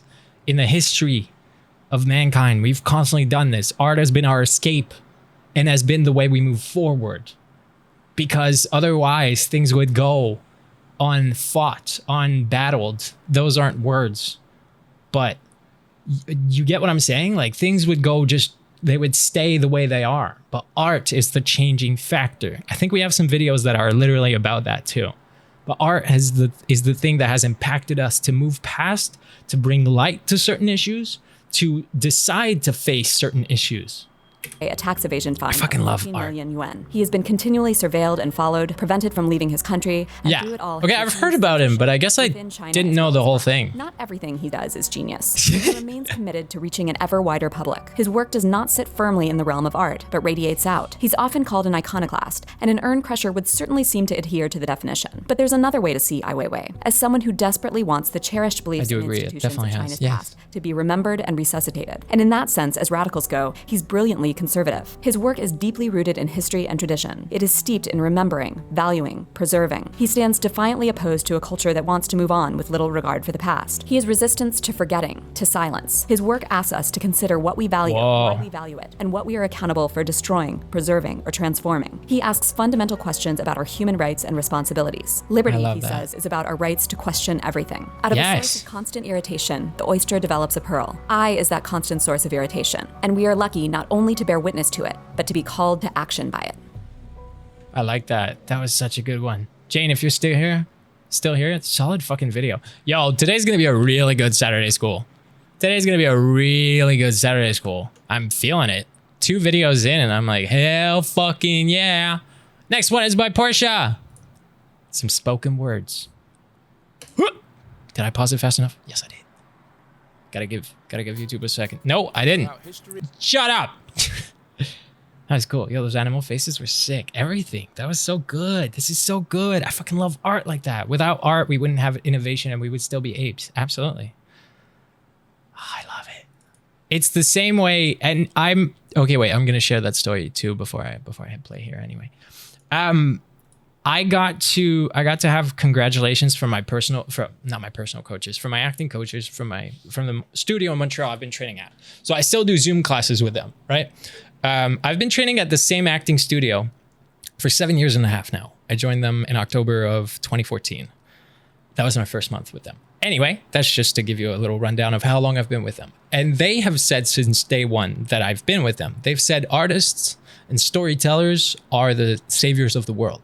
When there is nothing else to keep everyone alive and keep everyone hopeful, art does. When the whole world goes to shit, art keeps people alive. Art keeps people going. Storytelling, painting, music. Hi, Artless. Art keeps people alive.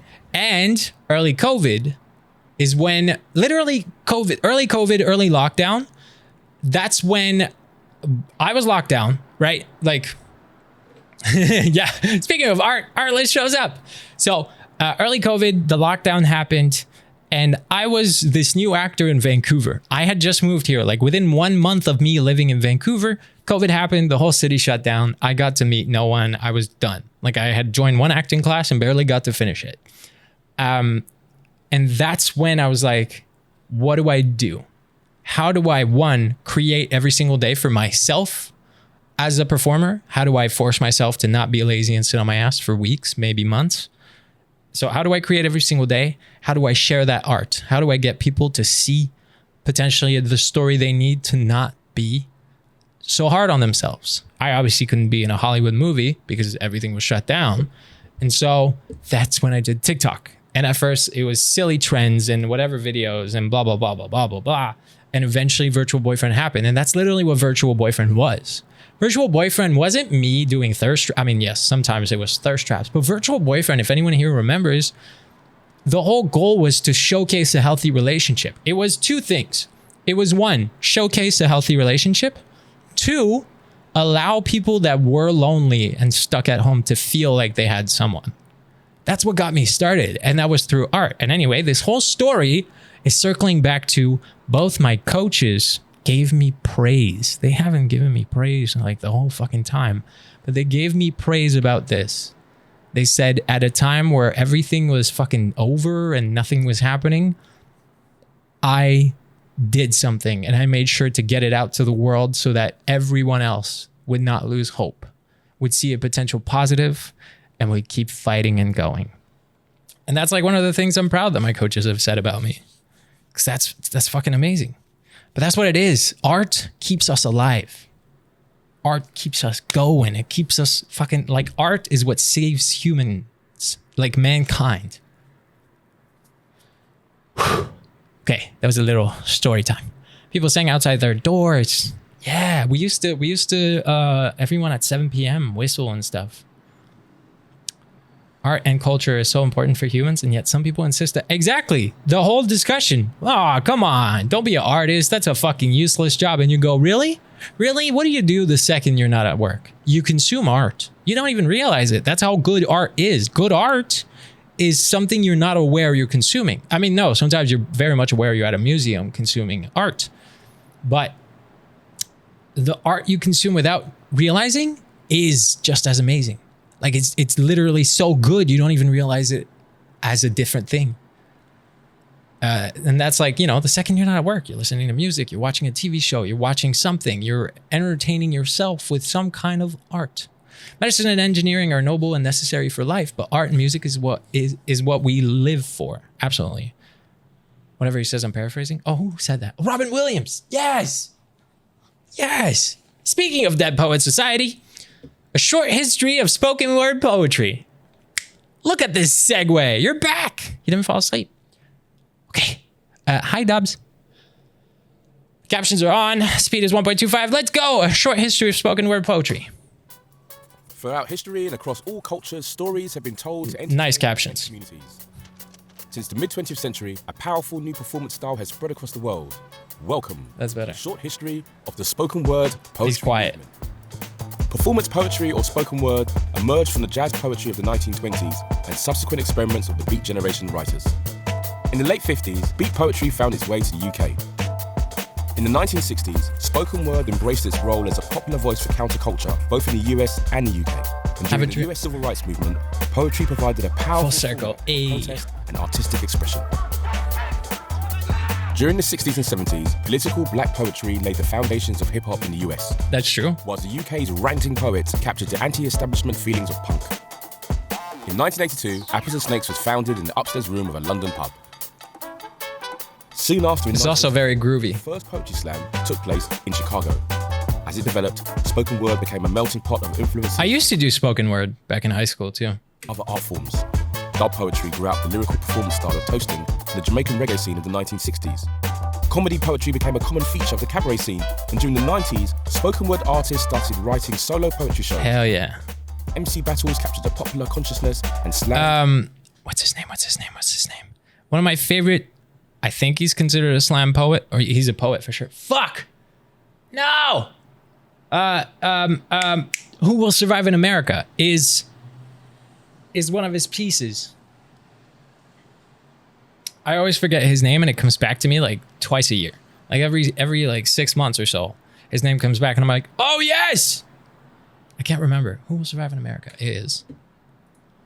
Who Will Survive in America is Gil Scott Heron. Gil Scott Heron. This man, his poetry is incredible. I love it.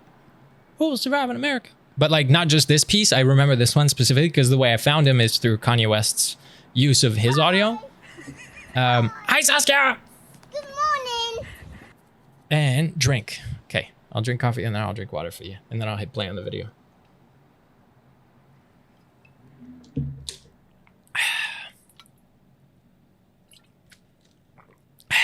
Okay, let's go. Spread across the world. In the late 2000s, poets began to get thousands, then millions of views online, inspiring more and more people and taking poetry into... Yeah, Prince EA was one of them. And then he got way too cheesy, but I used to love like early day Prince EA, you know? Then it started to be like the same cycle every time. Spoken word poets... But I used to watch his slam poetry. Activist tradition alive. The future, poetry space, poet robots. And you know another beautiful thing too, which is very much about slam poetry, is I personally like...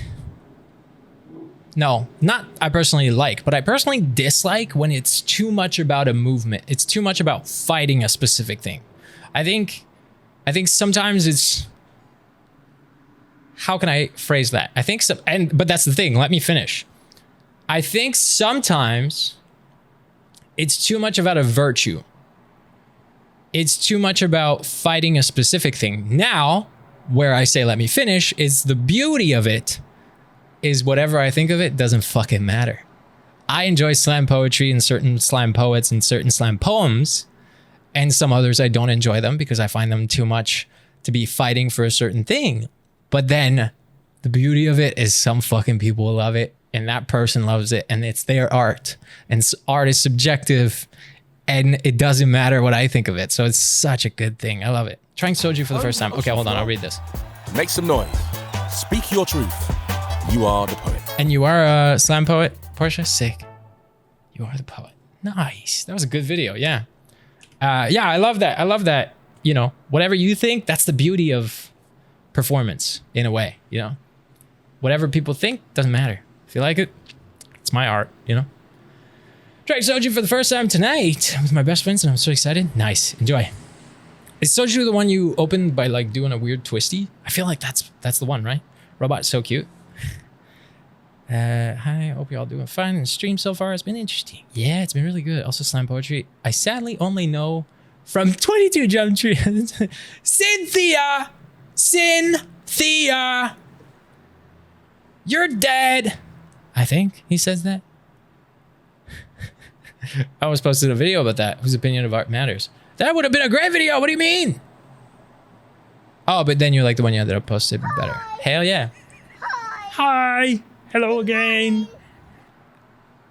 That was also good. Oh my gosh, I'm liking every single video. What the heck? That's like one of the best freaking Saturday school weeks. And I never left. What is Trisha Smith let me to slam poetry and I never left. Nice. I used to write poetry when I was from 7 to 9. I used to have a fucking book, like a little booklet, like those class, like school books. The school, notebooks, but like, anyway, they were ugly and like green or yellow or whatever color, right? I used to have that, and I used to do poetry, and yeah, I used to write poems about a bunch of things. A notebook, thank you, that's the word for it. And then turned into slam poetry in high school when a French teacher made us do slam poetry. And I was like, oh, I used to write poems. I might as well give it a go. And then I won, like I had the best one in class.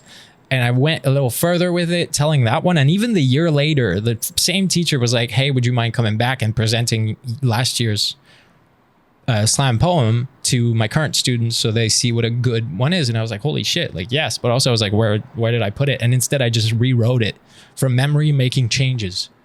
And it was still like fucking awesome. It was kind of cool. I brought it, you know? And now what I do is still very much, in a way, that. Because my videos are that. It's all improvised. It's all sharing thoughts and words and things. And I still see, I kind of see my videos as that. It's a monologue. It's a ramble. It's a whatever it is. But I do see my videos as art. It's mental health content. But it's art. And how did you do that? You use the channel point thingy. So when you click on hi, it says hi, good morning. And when you click on bye-bye, it says bye-bye. Isn't it more for the bye-bye? I forget what it is. We'll hear it when we end stream. Speaking of which, what time is it? Because I'm doing good with the videos. Yeah, it's just 2:30. Let's go. These are also really good short videos. I say that in this video, 7 minutes and 50. There you go. That's what that one does. Bye-bye. Okay, I'm just reading messages first. Find it and share it with us again. Do what you want. Wait, Lily's what? The slam poem? It's not on YouTube. It's not on video anywhere. Oh, where? Like in, I think I rewrote it. I think I did that on Instagram. Let me check.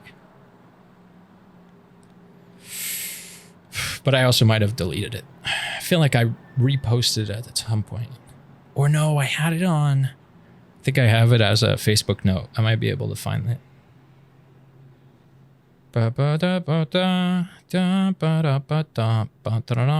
Yeah, okay. Wait, let me check. Let me check. Like in my old school. I don't go on Facebook. I don't use Facebook. I only use Marketplace because I've been looking for motorcycles. Although I think I know what I want, and I think I'm yeah, I think I know what I want, and I think I'm getting it new, but I keep looking every day, Marketplace and like Craigslist, to see if there's a, you know, if the perfect motorcycle shows up. Let me see. Where are notes? Literally, I have not been on Facebook for so long that I don't know where my notes are. You know, like we used to be able to write posts and you used to be able to write notes when it was too long to be a status, a Facebook status.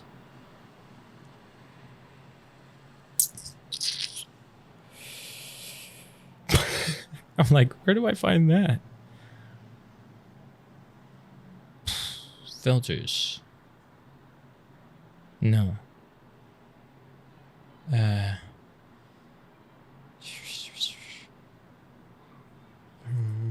Archive? No. Remember Facebook notes, especially the chain ones? Yeah. I miss performing on stage. Hey, get back out there. I'm pretty sure like poetry nights are back and stuff. I don't know. Here, everything's pretty much back. Well, I guess I don't know about places. So fucking scared. There's so much thunder. But thunder is great. I love thunder. I personally fucking go outside or like by the window and I listen to the sounds of thunder. Thunder. Sorry, I'm just looking for where the notes are on my profile. Where the fuck are these? Where'd the notes be? Dang it. Maybe in my memories, but no, because it's not a memory from today. But what are my memories today? They're pretty boring. Damn it, where do I find notes? How does Facebook... You know what? I might have an easier time with the Facebook website, but I'm not showing you my screen for that. Don't think it exists anymore? I feel like you're right, but I also feel like they don't delete that shit, you know?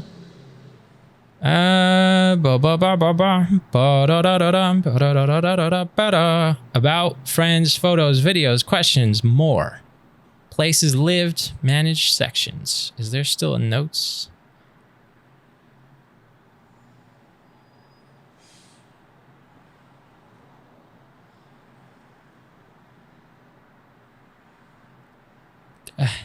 They're so fucking weird. Facebook, I mean, you know, who the fuck still uses Facebook? Not the good. Okay, I can't talk shit, but, you know. Facebook's a weird fucking place, man. I would have deleted it if it wasn't for the fact that I need Messenger for some people and the marketplace at times. I don't want Facebook. I just want to delete everything. I want to trash it. I don't care for Facebook or the people that I'm friends with. Okay, what am I looking for? Notes. Sorry, I went down this little rant and I forgot to look for notes. Questions? No. Okay, I'm in my about. Overview, work and education, places lived, contact and basic info. No, and also I'm glad I'm not sharing my screen. Oh, here's a process that people are using to find their previously published notes. Click the far top right arrow down pointing to oh, yeah. Click settings, privacy settings. Settings of privacy. Facebook information. Wait. Click settings of privacy. Settings on the left. Click settings on Facebook information. Oh, settings and then Facebook information. Your Facebook information. Nice. Look at you. First item, access your information. Oh, but I don't want to do that. Oh, by category. Okay. Click view on the right. Scroll down to where it says your information. Under that, click where it says once here, scroll down to see the link for notes. Okay. Your information. Your activity across Facebook. You said that. Yes. Nice. Look at you. Pokes. Bro, I used to have the longest poke chains for no fucking reason. You know, like, oh, you poked me, I'll poke you back, and I'll do better. I'll be the last one to win. That bullshit. Notes! Found it. Now, if I did all that for nothing, it's very possible, but let's see if I still have that slam poetry at all.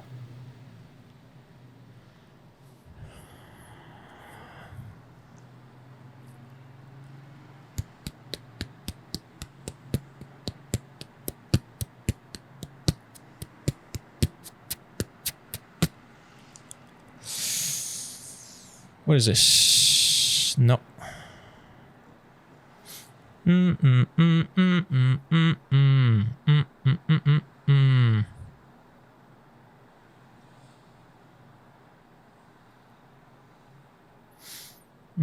Ironically, I have something from April 5th, 2020 talking about the newly essential workers and not mentioning artists. So I was already talking shit about that in early COVID.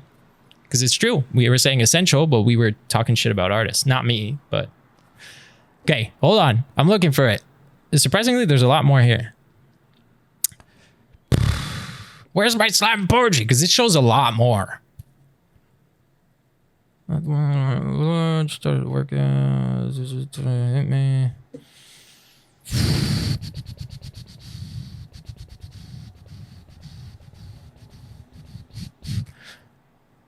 I don't remember. Nope, I can't find it. Is there one? No. But no. No.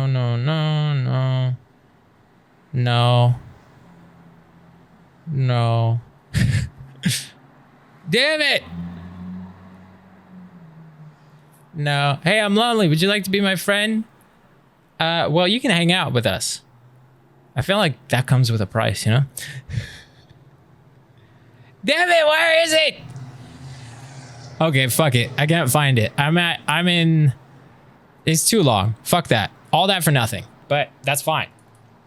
Okay, let's go back to the actual theme of the day with the good entertainment that we have instead of me getting sidetracked. Back to it!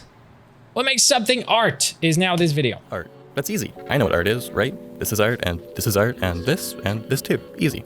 But is this art? Or nice. How about this? Or... This is getting complicated. Solid. I like this video already. I love when a video is about learning, but it adds a side of comedy. I love it. Me right now. Google came in clutch. I didn't do anything. Well, nice. Let's see here. Art is the expression or application of human creative skill and imagination. Friendship comes from the small cost of $4.99 a month. Well, technically, you don't have to sub. Everyone here could stop. But wait, imagination. Although everyone here should sign up for Quinn, and that's the one, you know? Art has to showcase creative skill and imagination. So does that mean that this photograph... Oh, wait, it's crazy outside. Still considering going out. But no one imagined it. Okay, this is easy. Okay, sorry, I wasn't listening at all because I was sidetracked. Back to the top. Art? That's easy. I know what art is, right? This is art, and this is art, and this too. Easy. But is this art? Or how about this? Or... I think so. Ooh. This is getting complicated. Let's see here. Art is the expression or application of human creative skill and imagination. Oh, cool. That's Nice. that then. But wait, imagination. Art has to showcase creative skill and imagination. So does that mean that this photograph isn't art? It's well composed, it took creative skill, but no one imagined it. Okay, this is easy to fix. Art is the expression or application of human creative skill or imagination. But wait, what's a creative skill? I create to-do lists, have to be skilled to some degree in a language to do that. Does that mean this checklist is art? Okay. But then, what makes this poem any different? They're both just lines of text, often slightly grammatically incorrect. And poems are art, right?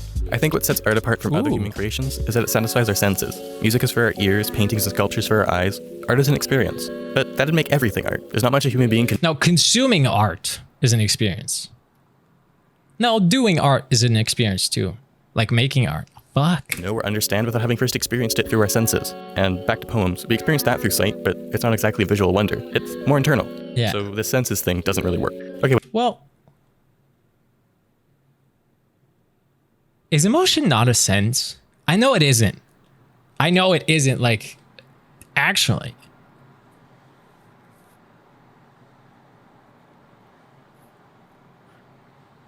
I feel like emotion should be a sense. Because in the same way, like, yes, eyes, like, sight, hearing, taste, smell, balance, right? That's the fifth one. Sight, hearing, taste, smell, balance. Your senses impact your emotions. Yeah, but you also have, like, fear is the sixth sense. It's not just fear, but the sixth sense is a very emotional one. When you get that tingling of like, oh, I'm at risk, that's your sixth sense, but it's also, I feel like that's your emotions. I think emotions, touch. Yeah, okay, so not balance. Wait, isn't balance a sense? Touch, you're absolutely right though. Some people say touch is also emotions. I think they all are. I think emotions could be,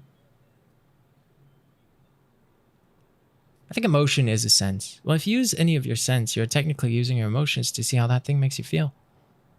What? Whoa, I like that.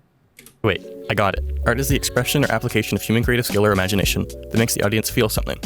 Hear me out on this. The difference between a checklist and a poem is that it produces feelings. A song can be sad, it can make you feel energized, happy. Films can make you laugh, cry, or smile, or worry.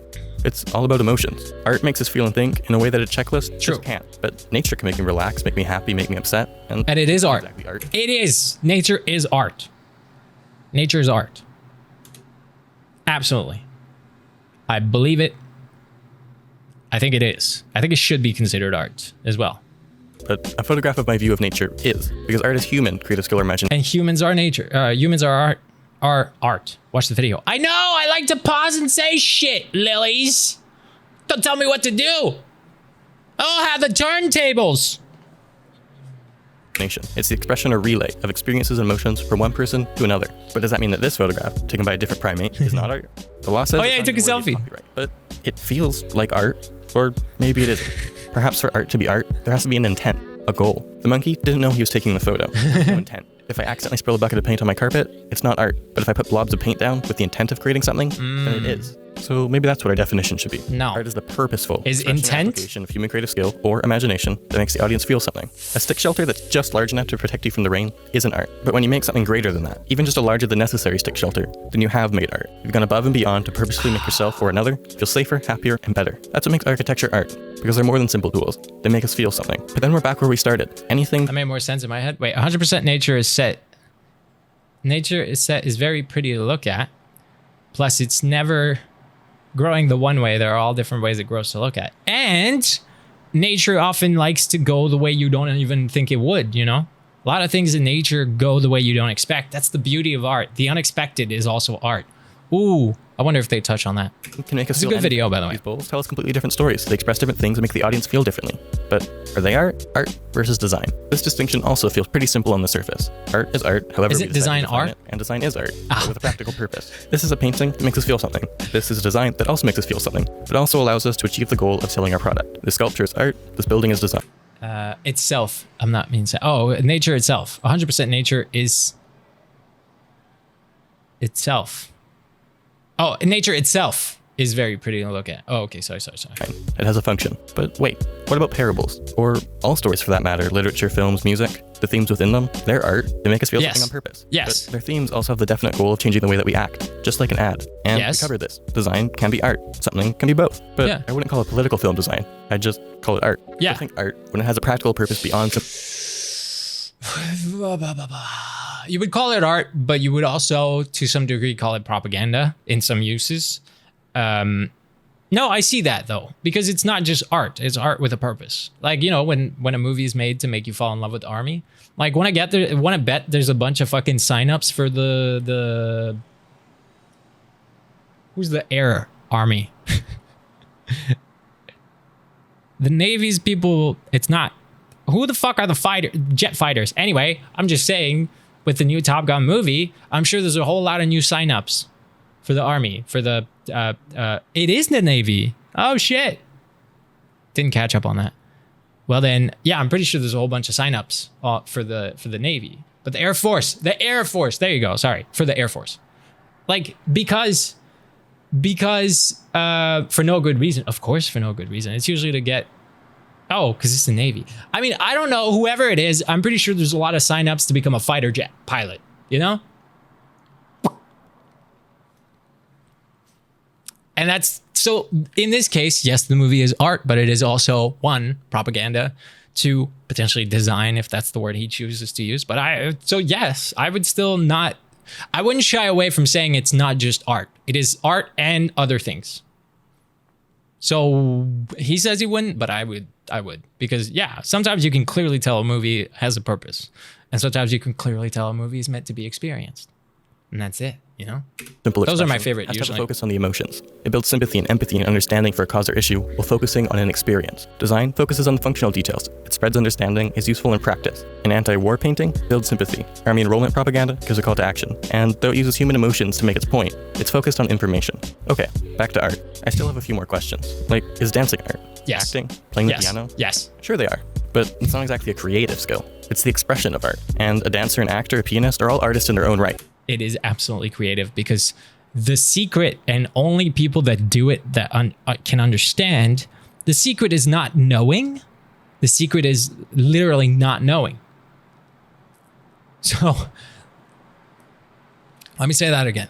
The secret to performance, like acting, dancing, playing piano, any of those things, right? The secret is not knowing. The secret is not knowing. That's the real secret. And so it is creative because that's when you discover it. It's the intuitiveness, the impulses that happen in the moment. It's those things. It's the accident. It's the working with the accident. It's the working with the unexpected. So yes, it is creative. It's definitely not just formulaic, which we would think it is. It is. But they're different. We have a word for this. Performance art. A playwright is a creative artist. They made the story. Actors are performing artists. They're the ones expressing But they're still creative. Sometimes they can be both. Different actors can create different arts in their varying performances. A director's work is the same way. What this gets wrong is that it implies the performer is not creative. But the truth is, just like I said, what we get is a piece of paper with words on the page. The creativity comes from the performer. The creativity comes from the performer. I mean, like, some of it comes from the writer. The story, the plot comes from the writer.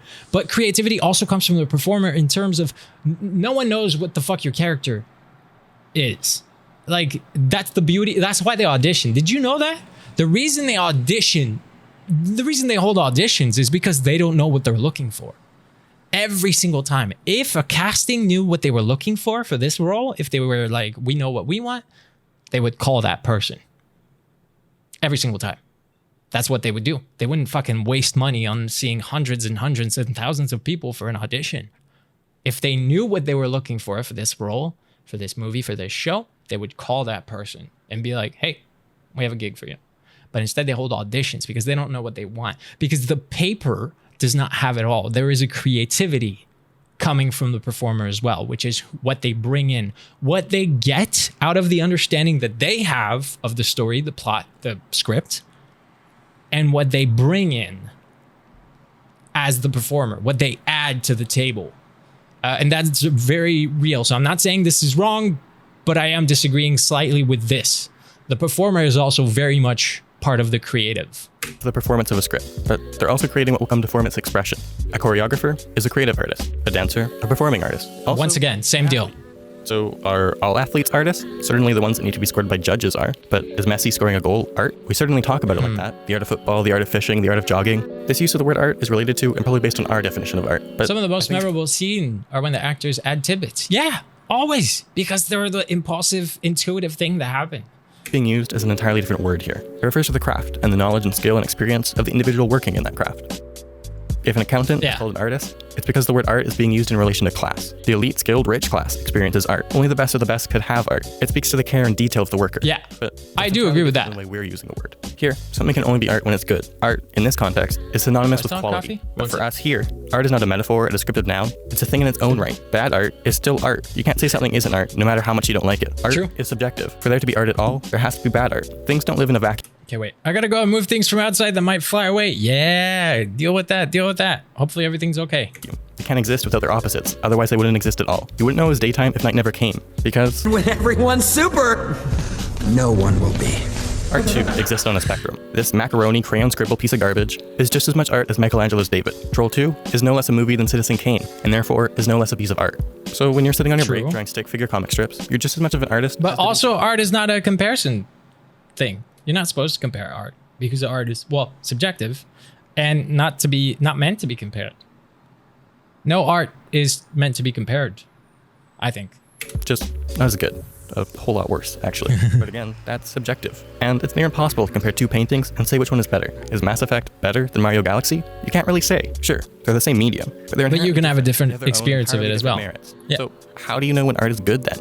I think JWG's solution suits us best here. He has 3 questions to use when examining art, and they actually apply to almost any human endeavor. What was the goal? Did they achieve it? And was it worth it? Instead of comparing the piece to every single other piece that came before it, like most rating systems do, Ghost questions force us to examine the art for what it really is, relative to only itself. You may not think that Jackson Pollock's work took anywhere near the amount of skill as Van Gogh's work, but yet, that doesn't matter. They're different. What was the goal? To represent the world and experiences without the use of physical forms. Did they achieve it? Yes. Was it worth it? Yeah. It took abstracting the real into art to another playing field, did something new. When 2001: A Space Odyssey I don't have an was released, opinion it was largely on laughed at by critics. painting it was a horrible art. narrative film. It didn't meet standards, and compared to other great films, was a total failure. But using Ghost 3 questions, what was the goal? He kept saying, I want to change the form. I want to make a movie that changes the form. Did they achieve it? For most moviegoers and aspiring marveling filmmakers? Yes. It changed the game. For Kubrick himself? And I said, well, didn't you do that with 2001? He said, just a little bit, but not enough. I really want to change the form. Was it worth it? Yes. The versatility of Ghost questions are near endless, and it almost makes me reconsider this whole process of defining art. Does the definition really matter when we can instead focus on the value and merit of incredible human works, whether or not they're art? I'm not sure. But I'll leave you with one final question. Is this video art?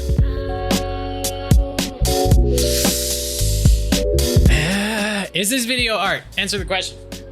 I'm opening my curtains again. This is clearly not something. Oh, fuck, I stood up too fast. Ah! I'm seeing stars. I stood up too fast and I'm having a bit of a pressure drop because I've had 2 coffees, but only 1 breakfast. But I will have lunch right after stream, which is in 1 hour, so everything's good. I raise you another question. Is this stream art? I think it is. I do think it is. It's the same way reality TV is an art. Can you believe that? Reality TV is art. You know why? And you know, actually, this is one of my favorite touches on this, right? Why is reality TV art? Why is it good? Why do people actually enjoy it? Reality TV is gladiator fights. Historically, they are the same. What people wanted out of a gladiator fight and what people want out of reality TV is reality. Ironically, today, it is fake as shit. And some of it is definitely scripted. And it's like, they're not fucking likable. But the reason people have historically enjoyed reality TV and historically enjoyed gladiator fights, witnessing them, because yes, people used to fucking like watching that shit, is because and that's the fault of storytelling. When storytelling errs too much on the side of impossible, errs too much on the side of not realistic, not connected to reality, not connected to the consumer, the listener, the person that is experiencing it, or, you know, witnessing it. When it feels too unreal, too little of it is real and connected to you, then you need something real. You need a touch of reality. And what is a good touch of reality? Watching real people fight to the death. That shit's real. That's why boxing is also really entertaining. That's why reality TV is good. Watch real people try to get through this fucking situation, whatever it is. And that is very much art. Do I enjoy reality TV? Fuck no. But that is the story of why it's so important, why so many people like it and need it, because it's as close as they get to a real feeling. Good night, Nerd Wreck. Theater practice all day tomorrow. Oh, enjoy. And it's the same for this. You watch this instead of watching a show because sometimes it's fun to watch a real human being and have a connection with a real person and know that what you are witnessing and entertaining and interacting with is currently happening in real time. That's why we go to live entertainment sometimes instead of a YouTube video. So all those things are still art and are the reason why we like them so much. Whenever someone goes, why do people like streamers? Why do people like watching someone else play a video game? I go, because that's the whole thing. It's not the video game. If they wanted to just watch the video game, they could literally watch a YouTube playthrough of someone that says nothing and only plays it. If they just wanted to watch it without playing, right? Yes, there are people that just want to play it for themselves. There are people that don't want to play it, but want to see it, or cannot play it and want to see it. And then there are people that want to see it, well, cannot play it, or can, but still want to see it, and more want to witness someone else see it and want to experience it with a whole other crowd. All those things are art, and art that you consume and experience for yourself. And we've cried playing video games together. This whole world comes all together, and it is art, and it is a consumption. It is a something that you consume, and it is art. I fucking love it. That's why I wanted to be a streamer even before I was a streamer. I used to watch this other streamer and I used to have the best fucking time. It was like, it was my safe space. It was the place where I felt I could just go chill and be entertained and all those things. Ironically, right now, full honesty, I'm not watching streamers. I've dropped into my friends' streams for 5 minutes max every single time. And every time I'm gone. I used to be big time lurker. Now I'm no time watcher. So I'm like, does that make me a hypocrite as a streamer? Not at all. I wouldn't say this is a performance on my end. All I have to do is be me, right? But I'm not a consumer of this current entertainment at the moment. Does not say I'm not a creator of this entertainment. The same way fucking Johnny Depp doesn't watch his movies. You know? Speaking of which, kudos to Johnny Depp for winning. But yeah, I think I think that's very real still. That doesn't make me a hypocrite. That doesn't make anything. But I'm currently not consuming live content. I'm not consuming live Twitch. I'm not consuming live Twitter, or sorry, live TikTok. Like I'm barely consuming YouTube. Mainly my YouTube consumption right now is motorcycles and Genshin Impact. Then I consume art by playing video game, by playing Genshin Impact. How many times did I say how beautiful is this game? And it's free. I consume art by playing Genshin Impact. There's stories in the game. There's beauty. There's visuals. Yeah, Brain is honestly, yeah, the art stream is fucking the Art Saturday School, and we still have an hour, and we're one more video, and then it's my list of like videos and shit, and then I think one more was posted after. I'm not sure. But yeah, all of those things, you know. But I'm definitely not consuming live streams at the moment, and if that's something that bugs you out, that's okay. I'd rather be honest and let you know. I've also been, you know, just hanging out outside because, well, in case you couldn't tell from my stories lately, I am seeing someone. So, you know, I'm definitely getting out of my place a bit more than when I wasn't. Yeah. Okay, next video. Hi. Hold on. Thank you. Gotta let YouTube load. It's having a hard time. You did indeed master the soft launch. I like this, you know, the posting from the back or just saying what I'm doing. I don't need anyone to know. Also, it's not a relationship, so I don't need anyone to know. Hello, camera, you good? Hello, are we good? Camera, my face, here. Camera! What happened? Why? Hello? My face here. You struggling, huh? Big time struggles? Oh, ironically, it zoomed now. And it focused now for the zoom. Good thing. I don't know what's happening. Sorry. Camera's just having a little bit of a seizure. You did indeed master soft launch. Yeah, so what I was saying is, up until this is a certain thing, there's no way I'm saying names or introducing. Also, it's not like the fucking internet needs to know that. But I do enjoy still posting because I like posting my life, right? So when I'm on a nice date like Alegria, like went to see Cirque du Soleil, like that was fucking amazing. Of course I was going to post a story about it. I could have just posted a story and you could have thought I was watching alone, but then I enjoyed saying it was a date, you know? But yeah. But, you know, I'm not putting any pressure on myself, and we're just having a great time no matter what. But sorry, that was to add on to why I'm also consuming much less entertainment in general. Because the art I'm consuming is real life, and art is life, or life is art. Yes. Okay. Is tattooing art? I love that. And absolutely it is. Absolutely it is. I'm Lisa Skerritt, and this week on The Filter, we're at the National Art School in Sydney, asking the question, is tattooing art? Tattooing has existed in almost every culture, dating back to Otzi the Iceman, that guy with the 5,000-year-old ink. But these days, it seems tattooing, at least in the Western world, pretty quiet. has become a fashion statement. Each person on this panel straddles the world of tattooing. Fashion statement? I don't have my tattoos for fashion. Fucking hell, the camera's freaking out. But I open my curtains because it's bright out. Like, it's not bright enough to be bad. It's just nice. I don't know why it's freaking out. Please, camera. I want to keep this way. I don't want to shut my curtains. Rice was born and raised... sorry, I was saying, I don't think it's a fashion statement. Well, it was at the time. It was definitely a rebellion thing. But now I just fucking love it. It's an expression. It's a self-expression. Friends are here. Happy times also. Okay, bye, Lilies. Thanks for hanging out. tattooing for a decade before heading to art school. He quickly Whoa. found his place in the art scene, winning the world's richest portrait prize twice. Whoa. He owns a tattoo shop and teaches painting at the National Art School. Whoa. Riggs is a painter, photographer, filmmaker. Wait, that's so cool. The guy was a tattoo artist for 10 years before he went to art school. And when he did, he became a successful painter because obviously he's a successful artist.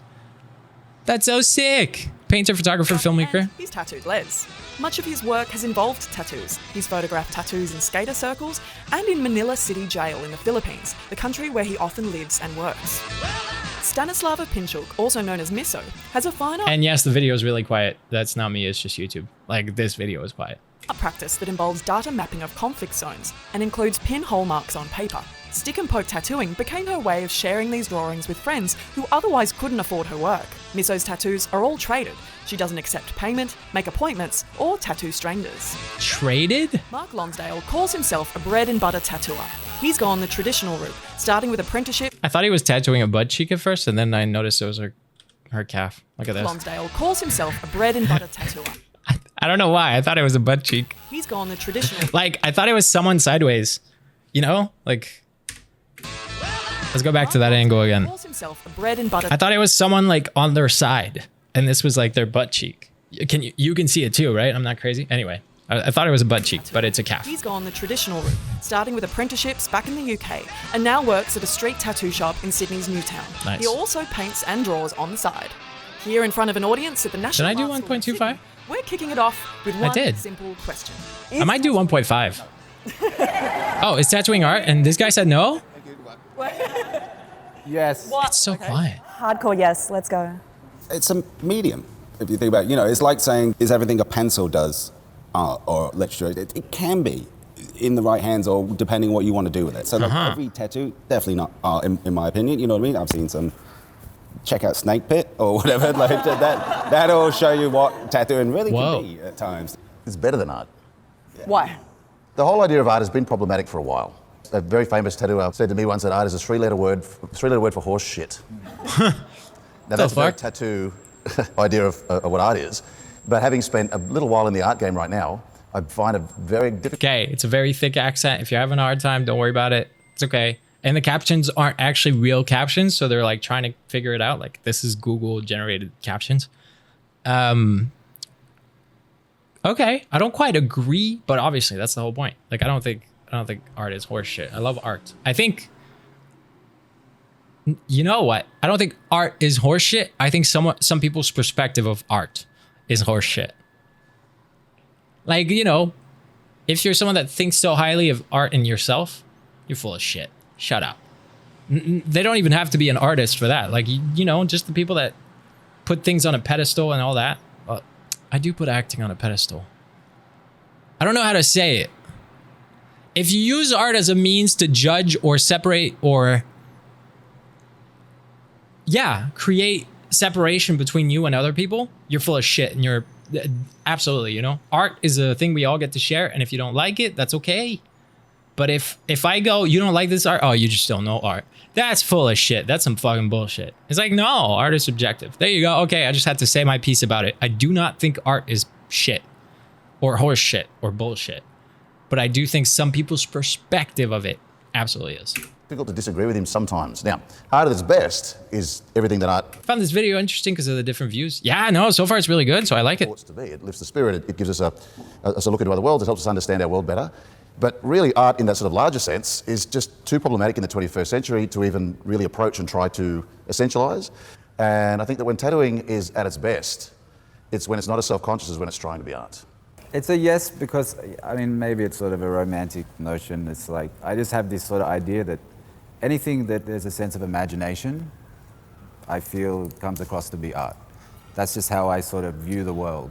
It worked! Okay, it took a long time, but it worked! Lexi was summoned. Hello. It worked. I'll let everyone say hello to you because they were summoning you by Tony gifted you a sub and everything.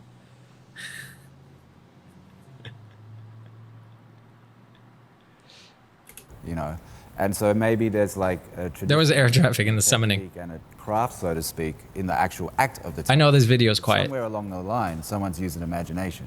Downright yes? Absolutely. Yeah, I mean, I really struggle with that question because I think that's such a Western view that admits that art is, you know, an object. And You know, that's one video we didn't look for. And if we have time, we might. Western art versus Eastern art. I like that. Sandra, hello!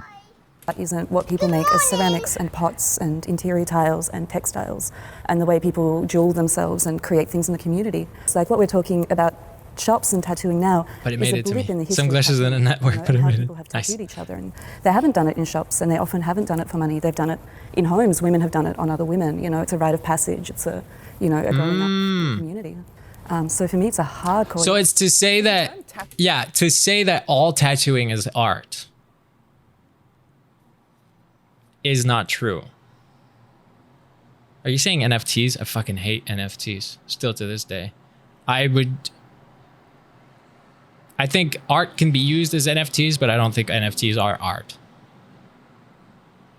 You know, because NFTs are bullshit. NFTs are definitely fucking bullshit. Anyway, that's me. Maybe that's the reason I'll be broke in the future while everybody else is rich off of NFTs. Tattoo artist controversial. Oh, I hate it. Oh, fucking hell. It's like saying, oh, I'm a paint artist, or I'm a sculpt artist. No, you're a painter, you're a sculptor, you're a tattooer. You know what I mean? It's just a tattoo artist. Oh, instead of tattoo Do you artist? call yourself a tattoo artist? No, but I do get a lot of write-ups that say artist and tattoo artist. So I'm double the artist. Nice. Yeah. Oh. Yeah. But I mean, I remember that thing of like going through art school. I disagree, but just because it's you. Wait, what do you disagree? Oh, for NFTs? You believe in NFTs? I just think they're full of shit. Listen, the whole crypto world and NFT, I'm not in. And maybe it's the reason I don't get rich, like I said. But also, I don't really give a shit about getting rich. I genuinely just want to live. As long as I can pay for food and live, I'm a happy person. I was gonna say a happy being, but also yes, I'm a happy person. You know, it's a question of living. It's not about fucking getting rich. And if I can go more days without learning about crypto and NFTs, I'm happy about it. You know. So when someone meets you for the first time in a restaurant or a coffee shop or whatever, and they say, "What do you do?" Yeah. What do you say? Say I "I'm an tattoo." artist." You know, it was like. Oh. Was that the right answer? Yeah, apparently, but there was. Was that the right answer? It is if you choose to be. The same way I say, if you want to be something, say you are. When people ask me what I do, I always say I'm an actor. I am an actor. You know, I never used, even when I was beginning, I never used the words aspiring actor. I wasn't an aspiring actor, I was an actor. You're an actor no matter the scale. I'm just as much an actor as Leo DiCaprio. Now that I know some people already go, but he has a body of work to show for it. But I'm just as much an actor. In fact, if you look at the guy who's been in every TV show for the past 30 years, but isn't really known, he is just as much an actor as Leo. Sure, Leo's been in much more famous, commercially famous things, projects, and is known versus the other guy not being known. Who's that guy that's always every like weird monster in movies? He's incredible. Or wasn't that fuck, I'm thinking about like the guy who played the thing in Pan's Labyrinth. Like I'm thinking, because this actor has been monsters in multiple movies, but like no one knows his real face, you know? But they're just as much actors, and I'm just as much an actor as them. And in fact, that's one of the weird, cool things. You go, you really think you are? And I go, I've been doing this for 10 years. Even with my family, when I say, you realize I've been acting for 10 years, right? Like, I'm an actor. Like, I was an actor day one, but I am an actor. Like, this has been 10 years. But because we do this thing where we go, yeah, but how many movies have you been in? And it's like, that's not about that. I do the performance. I learn, I create, I constantly train, I constantly do, I'm on the journey of mastery with storytelling, you know? And that means that does no different. Anyway, this is my rant. Artist bit and say, I'm a painter. But yeah, you just have to say you are the thing. That was why this started. So sort of, in a sense, it also dumbs it down. The term tattooist, which is short for tattoo artist, was coined by Sutherland MacDonald. He was the first known tattoo artist in the UK. He coined the phrase tattooist, short for tattoo artist, because he thought tattooer sounded too much like a tradesman, like carpenter or a plumber or something, and he wanted it to be a little more highbrow. If you put tattooer in your phone, though, it says it's not a word. Like you get that little kind of wiggly line that says, what are you trying to say to me right now? Let's talk about craft, because we've said that, okay, in some ways, if it's not an art, maybe it's a craft. But that's one thing that you two have in common, is the tattooing is the craftsmanship. Also, just anyone say anything. I'm just making sure that we're just all sucked into the video and my chat's not broken. I'm not seeing any new message after hello Saskia. It's totally okay if everyone here is just so busy with something. It feels like this is a broken chat. Okay, Saskia made me drink. We're good. Okay, we're good. Cheers. I just wanted to make sure it wasn't my chat that was broken. In both Mark's and Miso's tattooing, in my opinion, is... Go back to being quiet, if you want. And I think incredibly well-made things, given the right kind of circumstances, become art. That's the kind of good ones stick their heads up. But that's why it sometimes can... Mine was broken and I had to switch browsers. Oh! I'm definitely very guilty of that. I worry more about how solid that thing is, how well the lines are, how it's going to age, or I can even lose... Rob has no friend? Rob has no friend? Stop. Hi, welcome. Thank you for following. What a name. What it even is. Does it depend on the actual image? I mean, for instance, if you're tattooing an actual artwork, like if you're... That is definitely not. That's the last one. And I've got one. When I was a kid at high school, I stole a book from the library on Renaissance and Baroque art. And I had in it a picture, which was about the size of a playing card, in black and white, of a Rubens painting. First of all, hi. I missed the hellos. I missed you. What this thing was it was kind of counter-Reformation. Rob, we could be your friends. Yeah. Hello. Hi. Welcome. So I sort of thought, I might get... We're learning about art. Welcome. Fuck. My camera is also trying to do its art expression at the moment. My camera is expressing itself in an artistic way by choosing where to focus on, and that place not being my face for whatever reason. Is my camera sentient? Who knows? Who knows? But hi, Rob. This is your first time showing up here. We're doing Saturday school. We're learning about art. And so there's a wide variety of videos that we're going through. We pause, we talk about them, blah, blah, blah, blah, blah. Right now we're learning is tattooing art. And I sort of went through this period of like, wanting to get it done, I wouldn't get it done. So I came to art school and I sort of went through the ringer here a bit and realized that it was the kitschest shit, but it was the most, right? And I went, I'm going to do it anyway. I'm so glad I got the tattoo done because it was this kind of like, you have awful taste, but awful taste is kind of okay. But it's common, isn't it? I mean, in a shop to have people come in and go, oh, here's my favorite. But again, shit tattoo, yeah. You know. This is it. Oh no, okay, just art piece. It's trying to be art, and you just can't try to be art. The more you force it. A photograph of that painting doesn't mean that photograph's art. You know what I mean? If I try and do it again, it's just. Razzler must have been the issue. Unless you embrace what a tattoo is, when you it's just weird. It's not a tattoo. The internet's weird. 10, it ain't gonna be good. But I mean, I've got because I've been in the Philippines for 10 years, and I've got some great friends over there that are painters, and I have two close friends, Manuel Ocampo and Robert Langenegger, and also Jason Oliveira. It's sort of this thing where I'm bored, I'll get a tattoo. And I'll say, like, I was with Jason one night and he was quite drunk, and this is a really interesting video. Drawing, which is a Jason Oliveira drawing. That's the tattoo. So it's sort of like you're getting the artist's work, But then it also brings into the mix, is it art if the person who designed it is an artist, or the person who does it is an artist? Kate Moss has, I think it's like a couple of swallows, but tattoos done by Lucien Freud. You taught John Olsen to tattoo. Yes. An artist called Wim Delvoye, I think that's how you say it. So he's a Belgian artist, and he's quite well known for tattooing pigs. No, why? He has done this artwork on a man's back. The man's name's Tim Steiner, and he's agreed to, when he dies, have his back like flayed, so the skin will be, displayed. This piece of art has been bought and sold at an auction. And part of the deal is that this Tim guy has to sit 3 times a year in an art gallery space. So he was at Mona, I think, in 2016. Can I ask, does that really irk you, that whole story? Not at all. Because it feels the opposite end of what you do. It irks me a lot. I mean, it's that thing, the guy's not fucking dead yet and his back's been sold. My God, I mean, like room for everybody, Like so much room and for diversity and different perspectives, But what I will say... Like, good, she's not against it as a form of art, but I'm definitely like, what the fuck? Me and my friends gave each other stick and pokes on the last day of high school a few years ago. We're obviously the pinnacle of tattoo artistry. That's sick though. My 8th tattoo, the one that's I'll never show. Well, no, I did show it on that one website. It's a stick and poke. It was just for fun. And it's a private area, so it's cool. I like it. It's super simple. Stick and pokes is fun. And yes, it is art. And even mine is just a fucking smiley. And yes, it is art. I think is whether you think it's art or not. Yeah. I think at the end of the day, The same way you ask the question when I walk in the room to watch this performance art, and it ends up being just this one guy getting shot by this one guy, and then him being walked off by emergency services, and they take care of him. Did I witness art? That's the whole question of performance art sometimes, which just reminded me that I wanted to look up the video of that couple, and I forgot. Found way. So we will before I watch all mine, because and they're all mine. I really think that every artist, collector, curator, blah, blah, blah, needs to be tattooed at one point in their life. Yeah, well said. Because it is such an intense way to live with an image and reconcile yourself with an image. Changes your confidence as well, because you're just like, I look like this. Yeah. Yeah. Even if it's not, you're like, no, this is right. This is fine. Yeah, they'll like this. Yeah. Tell you what though, you want to get in touch with your mortality, get a fucking bad tattoo. You're halfway through the thing and then you start to go, you're gonna know that you've got this thing forever. We've all been there, right? I definitely have. I definitely have. The one on my back, that's why I don't show it. I instantly go,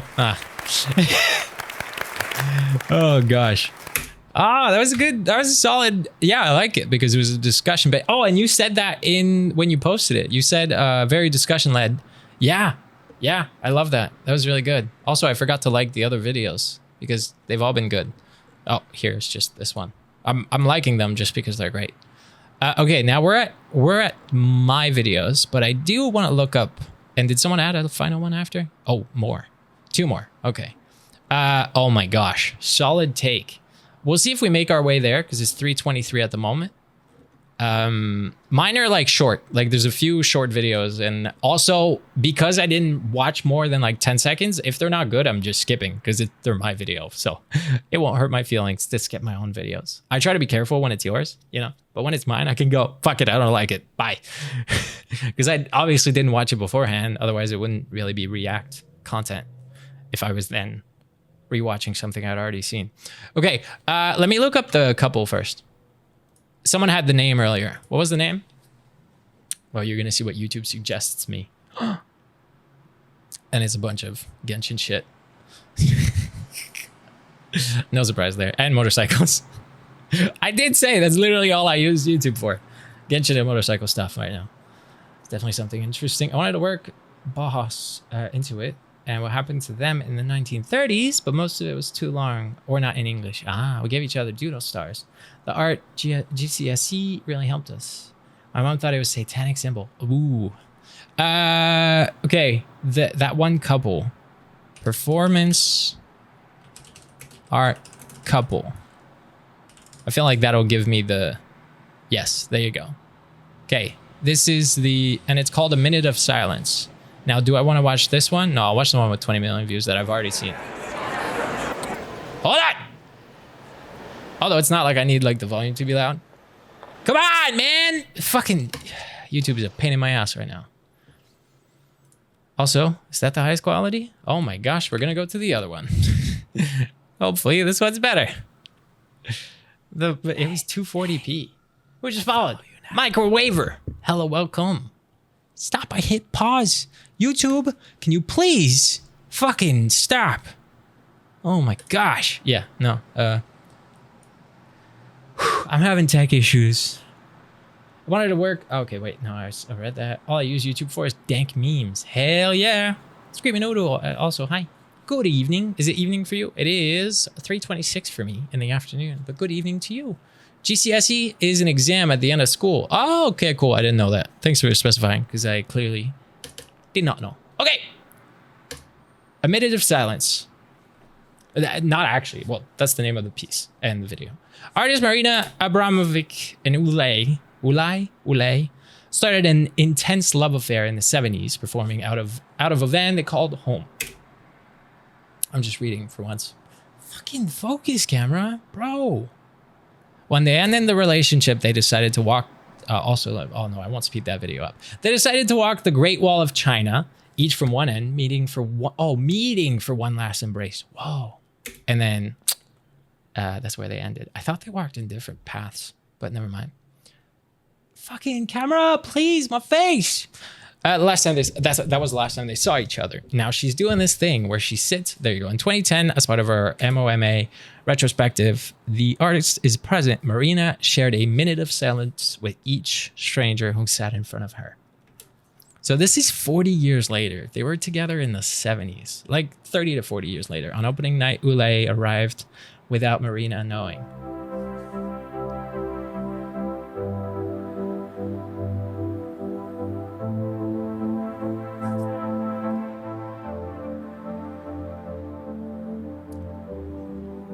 Feels like this song is about to be Forever Young, but I don't think it is.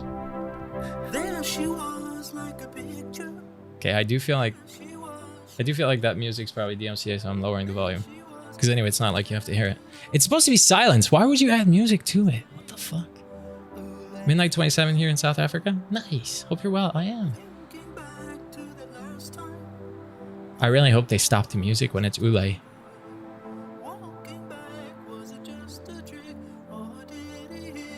And she would always start by looking up. Like she would look down, let them sit in front of her, look up and do a minute. There you go. Nope, they're not pausing the music. Fuck you, I want it in another version. Why would you do that? You bastard. All right, fine, we're gonna watch the 241. Because at least they're not adding fucking sounds. 1 second. YouTube is struggling. If it's 240, I can't really do full screen, eh? Let's do this instead. Because if I stretch it, it just makes it worse. Let's do that. And just so it's not too distracting, this. Okay, that's probably as subtle as I can make it. Let's go. Same story described in the other video, but with minus the fucking cheesy song added. Because you need to hear the silence.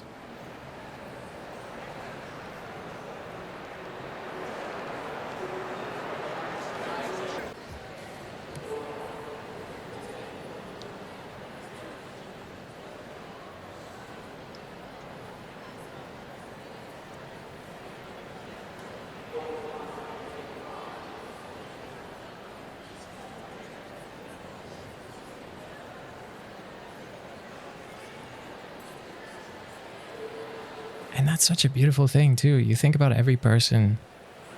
What was it for them, you know? Did they consider that art while they were sitting in front of her in silence for a minute? Did everyone else watching in line, like this old lady that walked away, go, what the fuck is this? My man's was ready for the close-up details.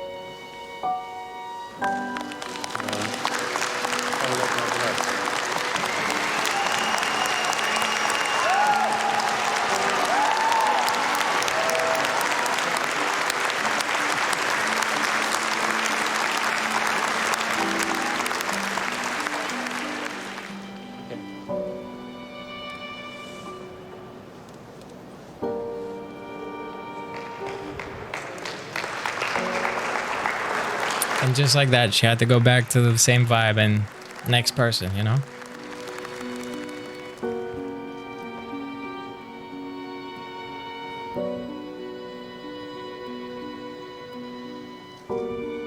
It's fucking beautiful.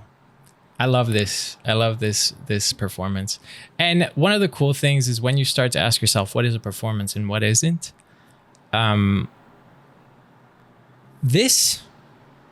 What came out as the most beautiful part of this was not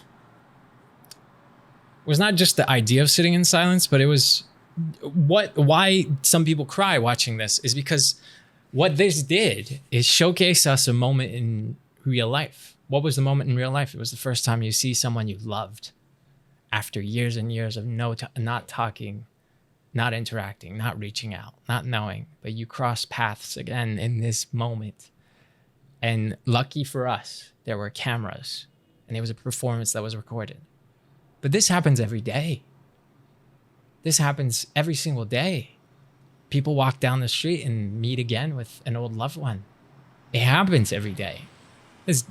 First of all, remember how many humans are on this planet. Just the odds of it happening every day are very high. But it's one of the most beautiful things. Us humans seeing each other again after so long. Seeing someone you loved so dearly. Hearing about someone you loved. I love it. And we look at this and we go, wow, look at the eye contact. Look at everything that two people looking at each other can say and do. That's art. That's a performance. But that's everyday life. Art is life. Life is art. I like that. I added this to the list. Now let's go back to the follow-up. So these are all the stuff I kind of queued up. I just watched 10 seconds. So if they're not good, I'm going to skip them. But pause it. This one's a TEDx. And it is called The Magical Science of Storytelling.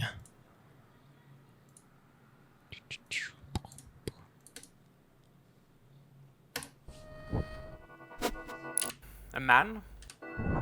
Wasn't sure if we were getting a long intro or not. In 2009, a man. Actually, that's something you should check out. He's a hilarious animator called Dogus Goobus. Oh, Dubus Goobus. No copyright? It's okay. I'm not going to check it out today, but thanks for the suggestion. We already have a few too many videos. Find out is storytelling really the most powerful tool of all? And in order to do this, ooh, most powerful tool. He went on his computer and he bought 200 objects from eBay. And the average price of the objects were about $1. He then called 200 authors and he asked them, hey, would you like to be part of the significant object study? Which means that I would like you to write a story to one of the objects. And 200 authors said yes. So there he had 200 objects, he had 200 stories, and I assume that it was with nail-biting anticipation that he went on eBay again with all the 200 objects. Would there be a difference? Would there be a change? Do you think there was a change? One of the objects was this beautiful horse's head. There we go. The beautiful horse's head. Now this beautiful horse's head was bought for 99 cents and was sold when a story was added for $62.95. That is a slight increase of 6,395%. So was this a one-off situation? Not really, because he bought the 200 objects for a total of $129, selling them for $8,000. Now that's insane. But you know what's even more intellectually challenging to understand is how can you and I go to the movies and pay good money to watch movies like James Bond, who are absolutely unrealistic. And we sit there, we enjoy the movie, and some of us, we really enjoy the movie. And we leave the theater going like, God, what a man. I would like to be more like him. I'd like to walk Happens all the time. Not for James Bond, but for other things. Wonder how I could be more like Bond. Yeah. And then this weird revelation hits you, like from nowhere, and you come up with a brilliant idea to walk to a watchmaker shop. And I'm going to take this chance to go pee real quick. Sorry, I just have to pee again. I drank a lot of coffee and water. Give me a second. I'll be right back. And I have to mute because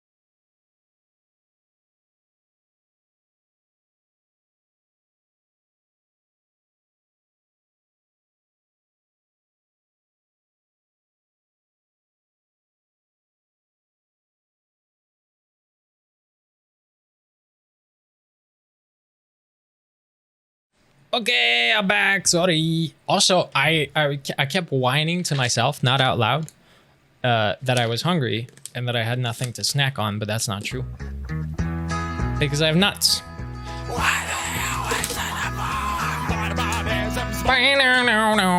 Also, I forgot to reset alerts, right? We're in June now. Goodness. I mean, that's my alert. Kiwi, thank you for the 100 bits. For no reason. Well, thank you. Wait, if I'm gonna eat nuts, I need to fill up my water because I'm definitely gonna need to like get the nuts out of my teeth, you know? Stop thinking dirty.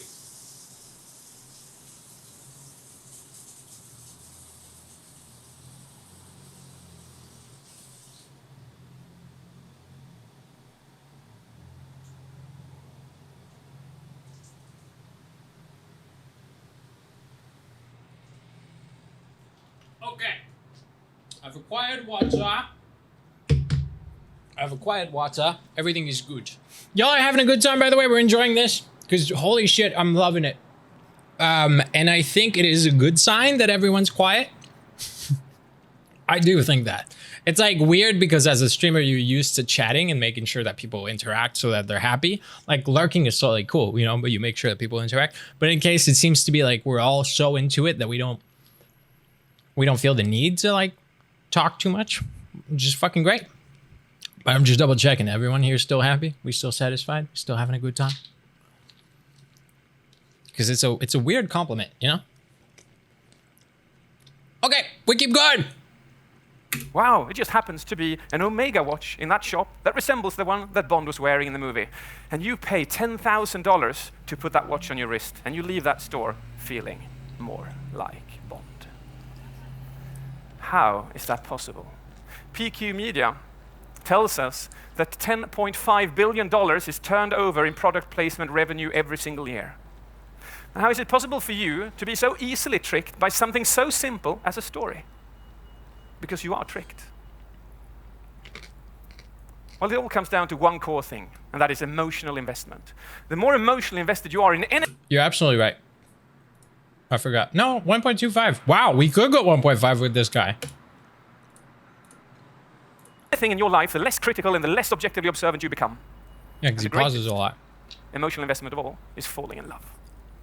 Now, falling in love... You fall in love with the characters. ...resembles a good yes. story. Yes. Do you remember the last time you fell in love? Every story is a love story. It's a beautiful feeling, isn't it?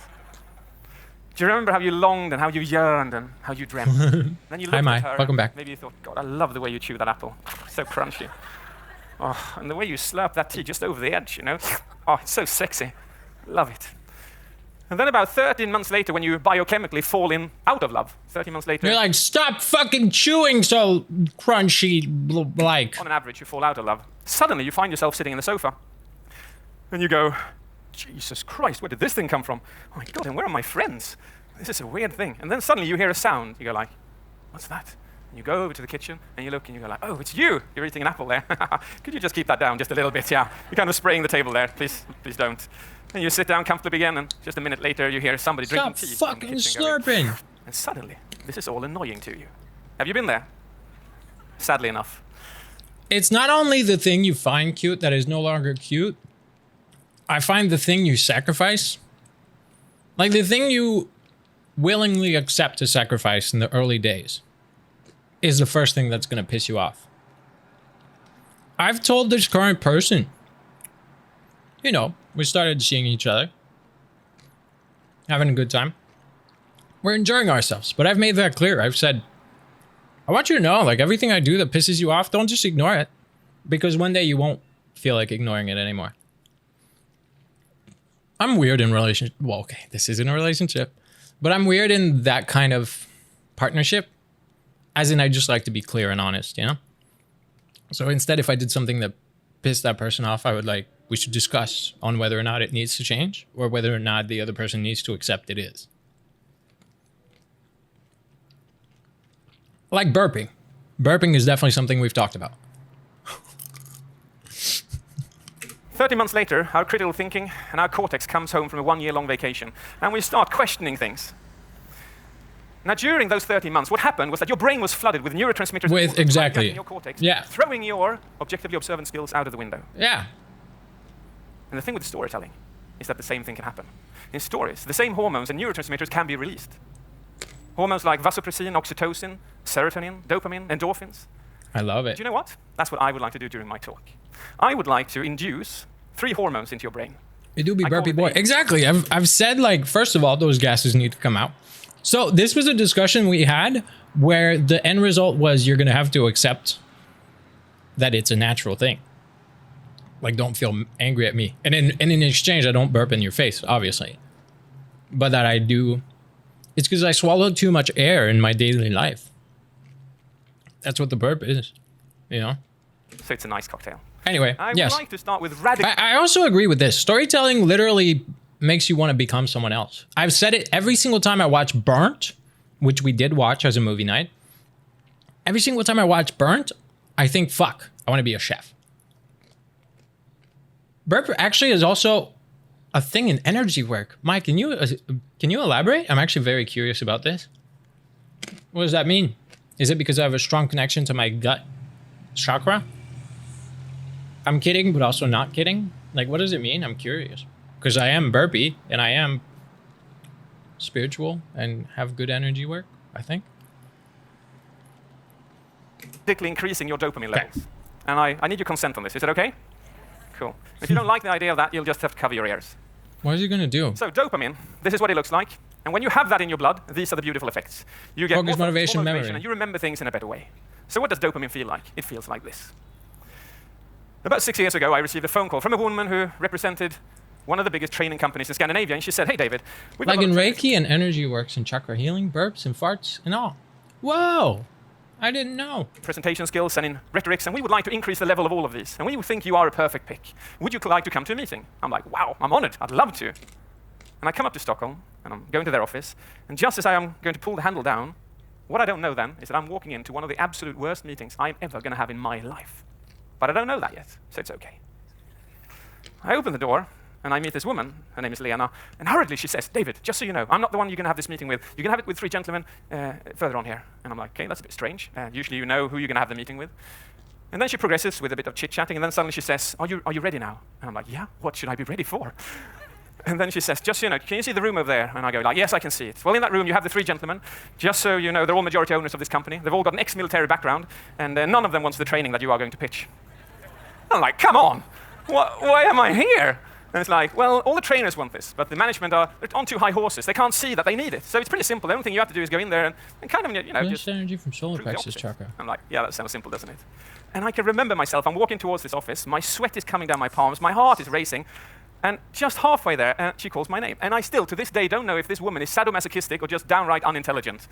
Because she calls my name and she goes like, David. And it's like I'm going to get a tip, you know, something like that. So I turn around to ask her, go like, and she says the following.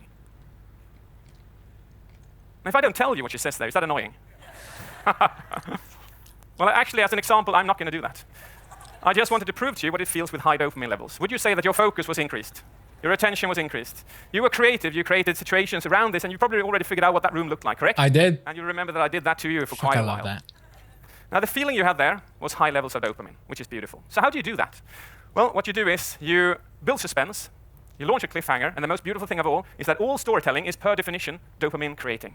Because it's always something that we're waiting and expecting. So just really imagine, cool. just by using storytelling, you can get those techniques. You don't have to do a cliffhanger like I did. So that's the first hormone. I'd now like to go to oxytocin. Is that okay as well? I'll induce that. All right.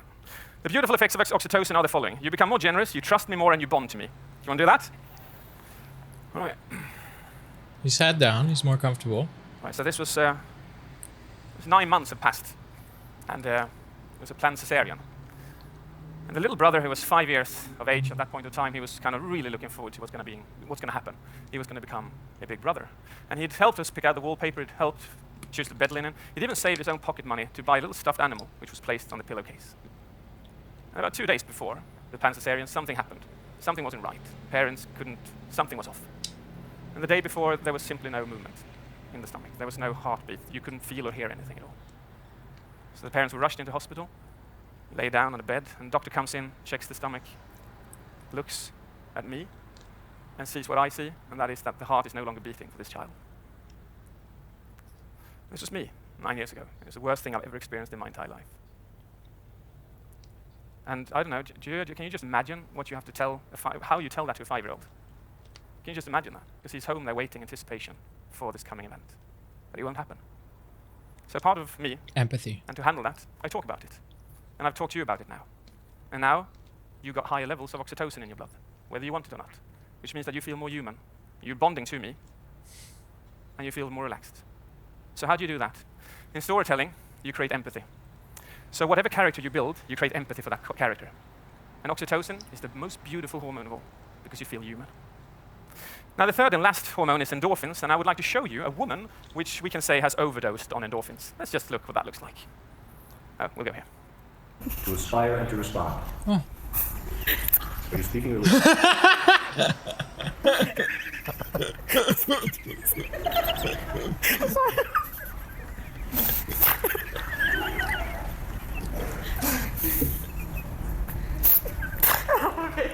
Just begin to listen. To inspire and to respond. To inspire and to respond. And in all circumstances. And in all circumstances. Our life together. If ever I get married one day, that's how I want it to go down. Of our life together. I really hope their marriage has been amazing. With my whole life. And with all my being. And with all my being. Until death parts us. Until death parts us. I really hope these people are still married and lousy, isn't it? fucking happy. So how do you create endorphins? Well, you make people laugh. Yeah. What happens then is that they become more creative, they become more relaxed, and again, they become more focused, which is beautiful to have. Now, all these 3 hormones that I've induced into your brain now is what I call the angel's cocktail. But there is an opposite of that cocktail, and I call that the devil's cocktail. And the devil's cocktail has high levels of cortisol and adrenaline. And they feel like this. So action? Or... Son of a bitch. Sorry to do that to you. So high levels of cortisol and adrenaline. And the problem with that is that if you've got really high concentrations, which I didn't give you there, but when you've got high concentrations, look at this. Yes, I'm irritable! Oh, you son of a bitch. That you want to have, the people you talk to, have in their blood, in their system. Now, in our stressful work lives, in our stressful lives, many times, when you present, when you communicate, when you deliver meetings, which one do you think they've drank most of? The devil's cocktail or the angel's cocktail? Most commonly, the devil's cocktail. And the problem then is that you've got all this to work against. But all of that can change today. So horror. All that can change by you starting to use something I call functional storytelling. And functional storytelling means that you do these 3 things. 1. Sometimes all I think about you, late nights in the middle of June. Did I pass the test? You don't have to be a bearded old man Heat in front of the waves keep fireplace kicking me out. Or something like that. in order to be a great storyteller. In my experience, when I train people, everybody is a good storyteller from birth. The only problem is that you don't believe in it. Every kid is the best storyteller you've ever seen. That's actually true. It is a lesson as an actor that that I get told time and time and time again throughout 10 years of acting. Every single time you're in a rut, they say, go fucking hang out with a kid. Go hang out with a kid. If you don't have a kid, go to your uncle, your cousin that has a kid, hang out with their kid for 2 hours. Try to keep up, play the game, play whatever game they want. Because kids are the most amazing, true storytellers. And we all are. And then the world takes that out of us. It takes creativity and imagination out of us, or it lessens it. But kids are the absolute best storytellers. Now let's keep listening to this man. I'm going back a few seconds. In my experience, when I train people, everybody is a good storyteller from birth. The only problem is that you don't believe in it. The second thing is this: write down your stories. You'll notice that you have 3 to 4 times more stories in your life than you normally, or than you thought that you had. 3, index those stories. Which of your stories make people laugh, i.e. create endorphins? Which makes people feel empathy, i.e. oxytocin? And the next time you go into a meeting, you pick the story. I think that's what I do with my videos too when you think about it. In the person that you're talking to get exactly the desired effects that you want. Whoa. And that's a beautiful thing. Sorry, I talked over that. Let me... To release the hormone you wish in the person that you're talking to get exactly the desired effects that you want. And that's a beautiful thing. Now, you know me, some of you know me as Mr. Death by PowerPoint. And I want to round off with making my point very clear. And my point is this: 100,000 years ago, we started developing our language. It's sound to say that we started using storytelling to transfer knowledge from generation to generation. 27,000 years ago, we started transferring knowledge from generation to generation through cave paintings. 3,500 years ago, we started transferring knowledge from generation to generation through text. 28 years ago, PowerPoint was born. Which one do you think our brain is mostly adapted to? Thank you very much. That was a really good thing. I mean, it's my video, but I didn't watch it when I picked it. I haven't fully watched any of these. But yes, holy shit. These are great. What time is it? 4. Hold on. As a Native American... Stop! And now this one's loud. Let me see how many. Because I remember some of these were great. Like... Oh, fuck. There's so many good ones. Dang it. Dang it. Well, I guess I got a little too share happy. Okay. How stories shape our minds. I'm down. And maybe this one on top of it, and then we'll be done. And the rest you can just watch on your own. 1.25. Proverb that says, the one who tells... There's a Native American proverb that says, the one who tells the story rules the world. Natives are actually some of the best storytellers as well in the culture. You can stay longer if you want. I don't know yet. I have somewhere else to go after. Have the potential to be incredible. I could technically go a little... They're able to change how we relate to each other, to change prejudice. I'd rather end on a high and let you watch the rest of the videos than drag it out, if that makes any sense. Potential for stories to persuade is staggering.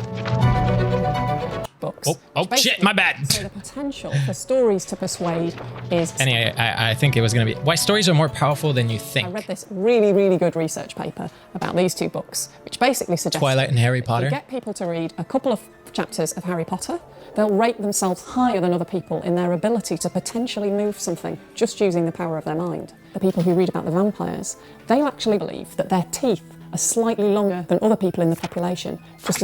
I'm just saying. I do have vampire teeth. Okay. As a result of having read a chapter or two of this book. Psychologists call this assimilation, where the reader takes on the qualities of a fictional group. Ooh. In terms of psychology, there's a few things that stories actually do to us. Transportation, when the reader loses themselves in the story world. We're fully immersed in the world that we're reading about. Yes. Would you like to come on? Identification. I'm pausing because the video is going faster. Where a reader takes on the perspective and identity of a story character. Yes. And we start to almost feel as if the stories. things that are happening to them are happening to us. Research suggests that transportation and identification may be related to the ability to empathize. Yes, empathy. And it's also the mirror nerve. The mirror, it's not a nerve. It's part of your brain, is the mirror nerve. I think it's called the mirror nerve, actually. And it's like why you yawn when I yawn. Like that's a thing that we all have. And I think like we all have, but some people don't use it. Like I know sociopaths don't really make use of it. Or the other way around, will willingly make use of it because the mirror nerve kind of works on an unconscious level. Anyway, I think it connects into that as well. Reading is not a relaxation. You are building worlds. You are populating those worlds with cities, and those cities you are populating with people. So although television, film, theatre all have their place in the storytelling world, to me that moment of contact with a book, when you read a story and unlock its secrets, nothing quite comes close. Ironically, I'm not a fan of fiction, but I do feel the same with scripts. I read scripts for films, obviously. I'm not a fan of fiction. I do love non-fiction books, but scripts, I still agree that you still create the world, you still see the scene, you still see every visual, you know? But what is actually happening in our brains? Neuroscientists at and my camera's hiding part of that. So neuroscientists at the University of Cambridge are looking at specific parts of the brain when we read. Our research has been on the meaning of individual words. If you read the word jump, for example, you activate those areas that you also activate when you do actually perform the action of jumping. So that would be about here somewhere. The interesting question in this case, of course, is, I mean, if you read about somebody else jumping, why should you activate brain areas related to jumping? One theory is to do with mirror neurons. Yes! I'm not talking out of my ass! These are neurons that are triggered inside our brains when we watch the actions of others. Some scientists think mirror neurons help... Whoa, so fast. Hold on, I went back. Help create empathy. And that might also be what's happening when we read. The proponents of the theory would say that immersing yourself into a story is based on the mirror neuron system. We might feel sadness when we read about someone who is sad, or smile when we read about people who are happy. Or if you are like me, you smile when something is extremely beautifully sad. Like it's super sad and people are crying, and I smile because it is actually beautiful.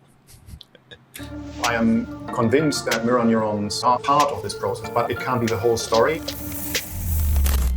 It's been found that when we connect with people who aren't real but are fictional characters, it forms a sort of social surrogate for us. It's almost like they're a real person when they're not. And psychologists sometimes call it. That's so true. I feel like it still hadn't hit me. Harry Potter isn't real. Like, Harry Potter is not real. The character. Even Daniel Radcliffe is not Harry Potter. He played Harry Potter, but Harry Potter is not real. Just like every other character. You empathize with a thing that absolutely is not real. And you... Oh, it's so sick. I love it. Forming a parasocial relationship.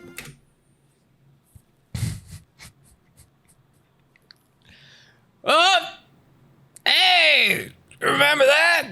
Remember what this is? And what's interesting about that is it kind of makes us feel less lonely. And it can also buffer self-esteem and improve...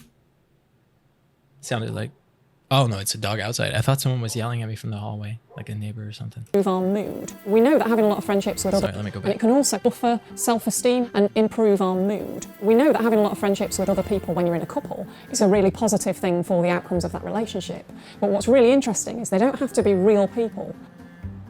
Whoa. If you're trying to change people's opinions about controversial topics such as same-sex marriage or immigration, for example, stories have actually been found to be a lot more effective in producing political change.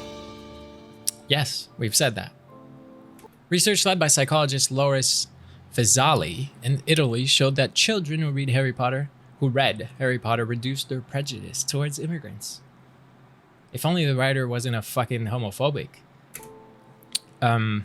But okay, for this point. Attitudes towards stigmatised groups could be improved by reading Harry Potter, but only if the person identified with Harry. Children love stories. They always have a story to tell, whether it's about the weekend or what happened in the playground. Let me clarify. Humans love stories, and they always have a story to tell. Children are just more in touch with it because they are still lucky. And in fact, if you have children around you, do everything in your power to keep that going strong for them, because it is the most beautiful thing that we as humans do. We tell stories, we experience stories. Life is a story, and everything we experience in life is stories. It's fucking beautiful. I love it. And Hold on.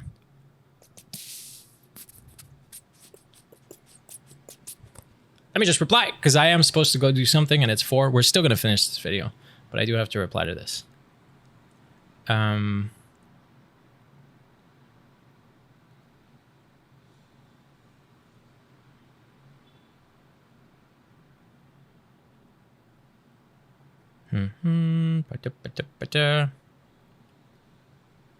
Sorry, just have to reply to that.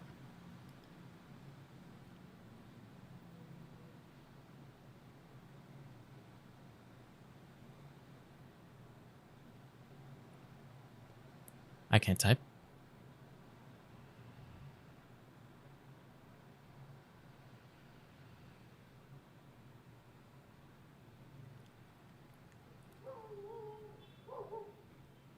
Popo outside. Okay, sorry.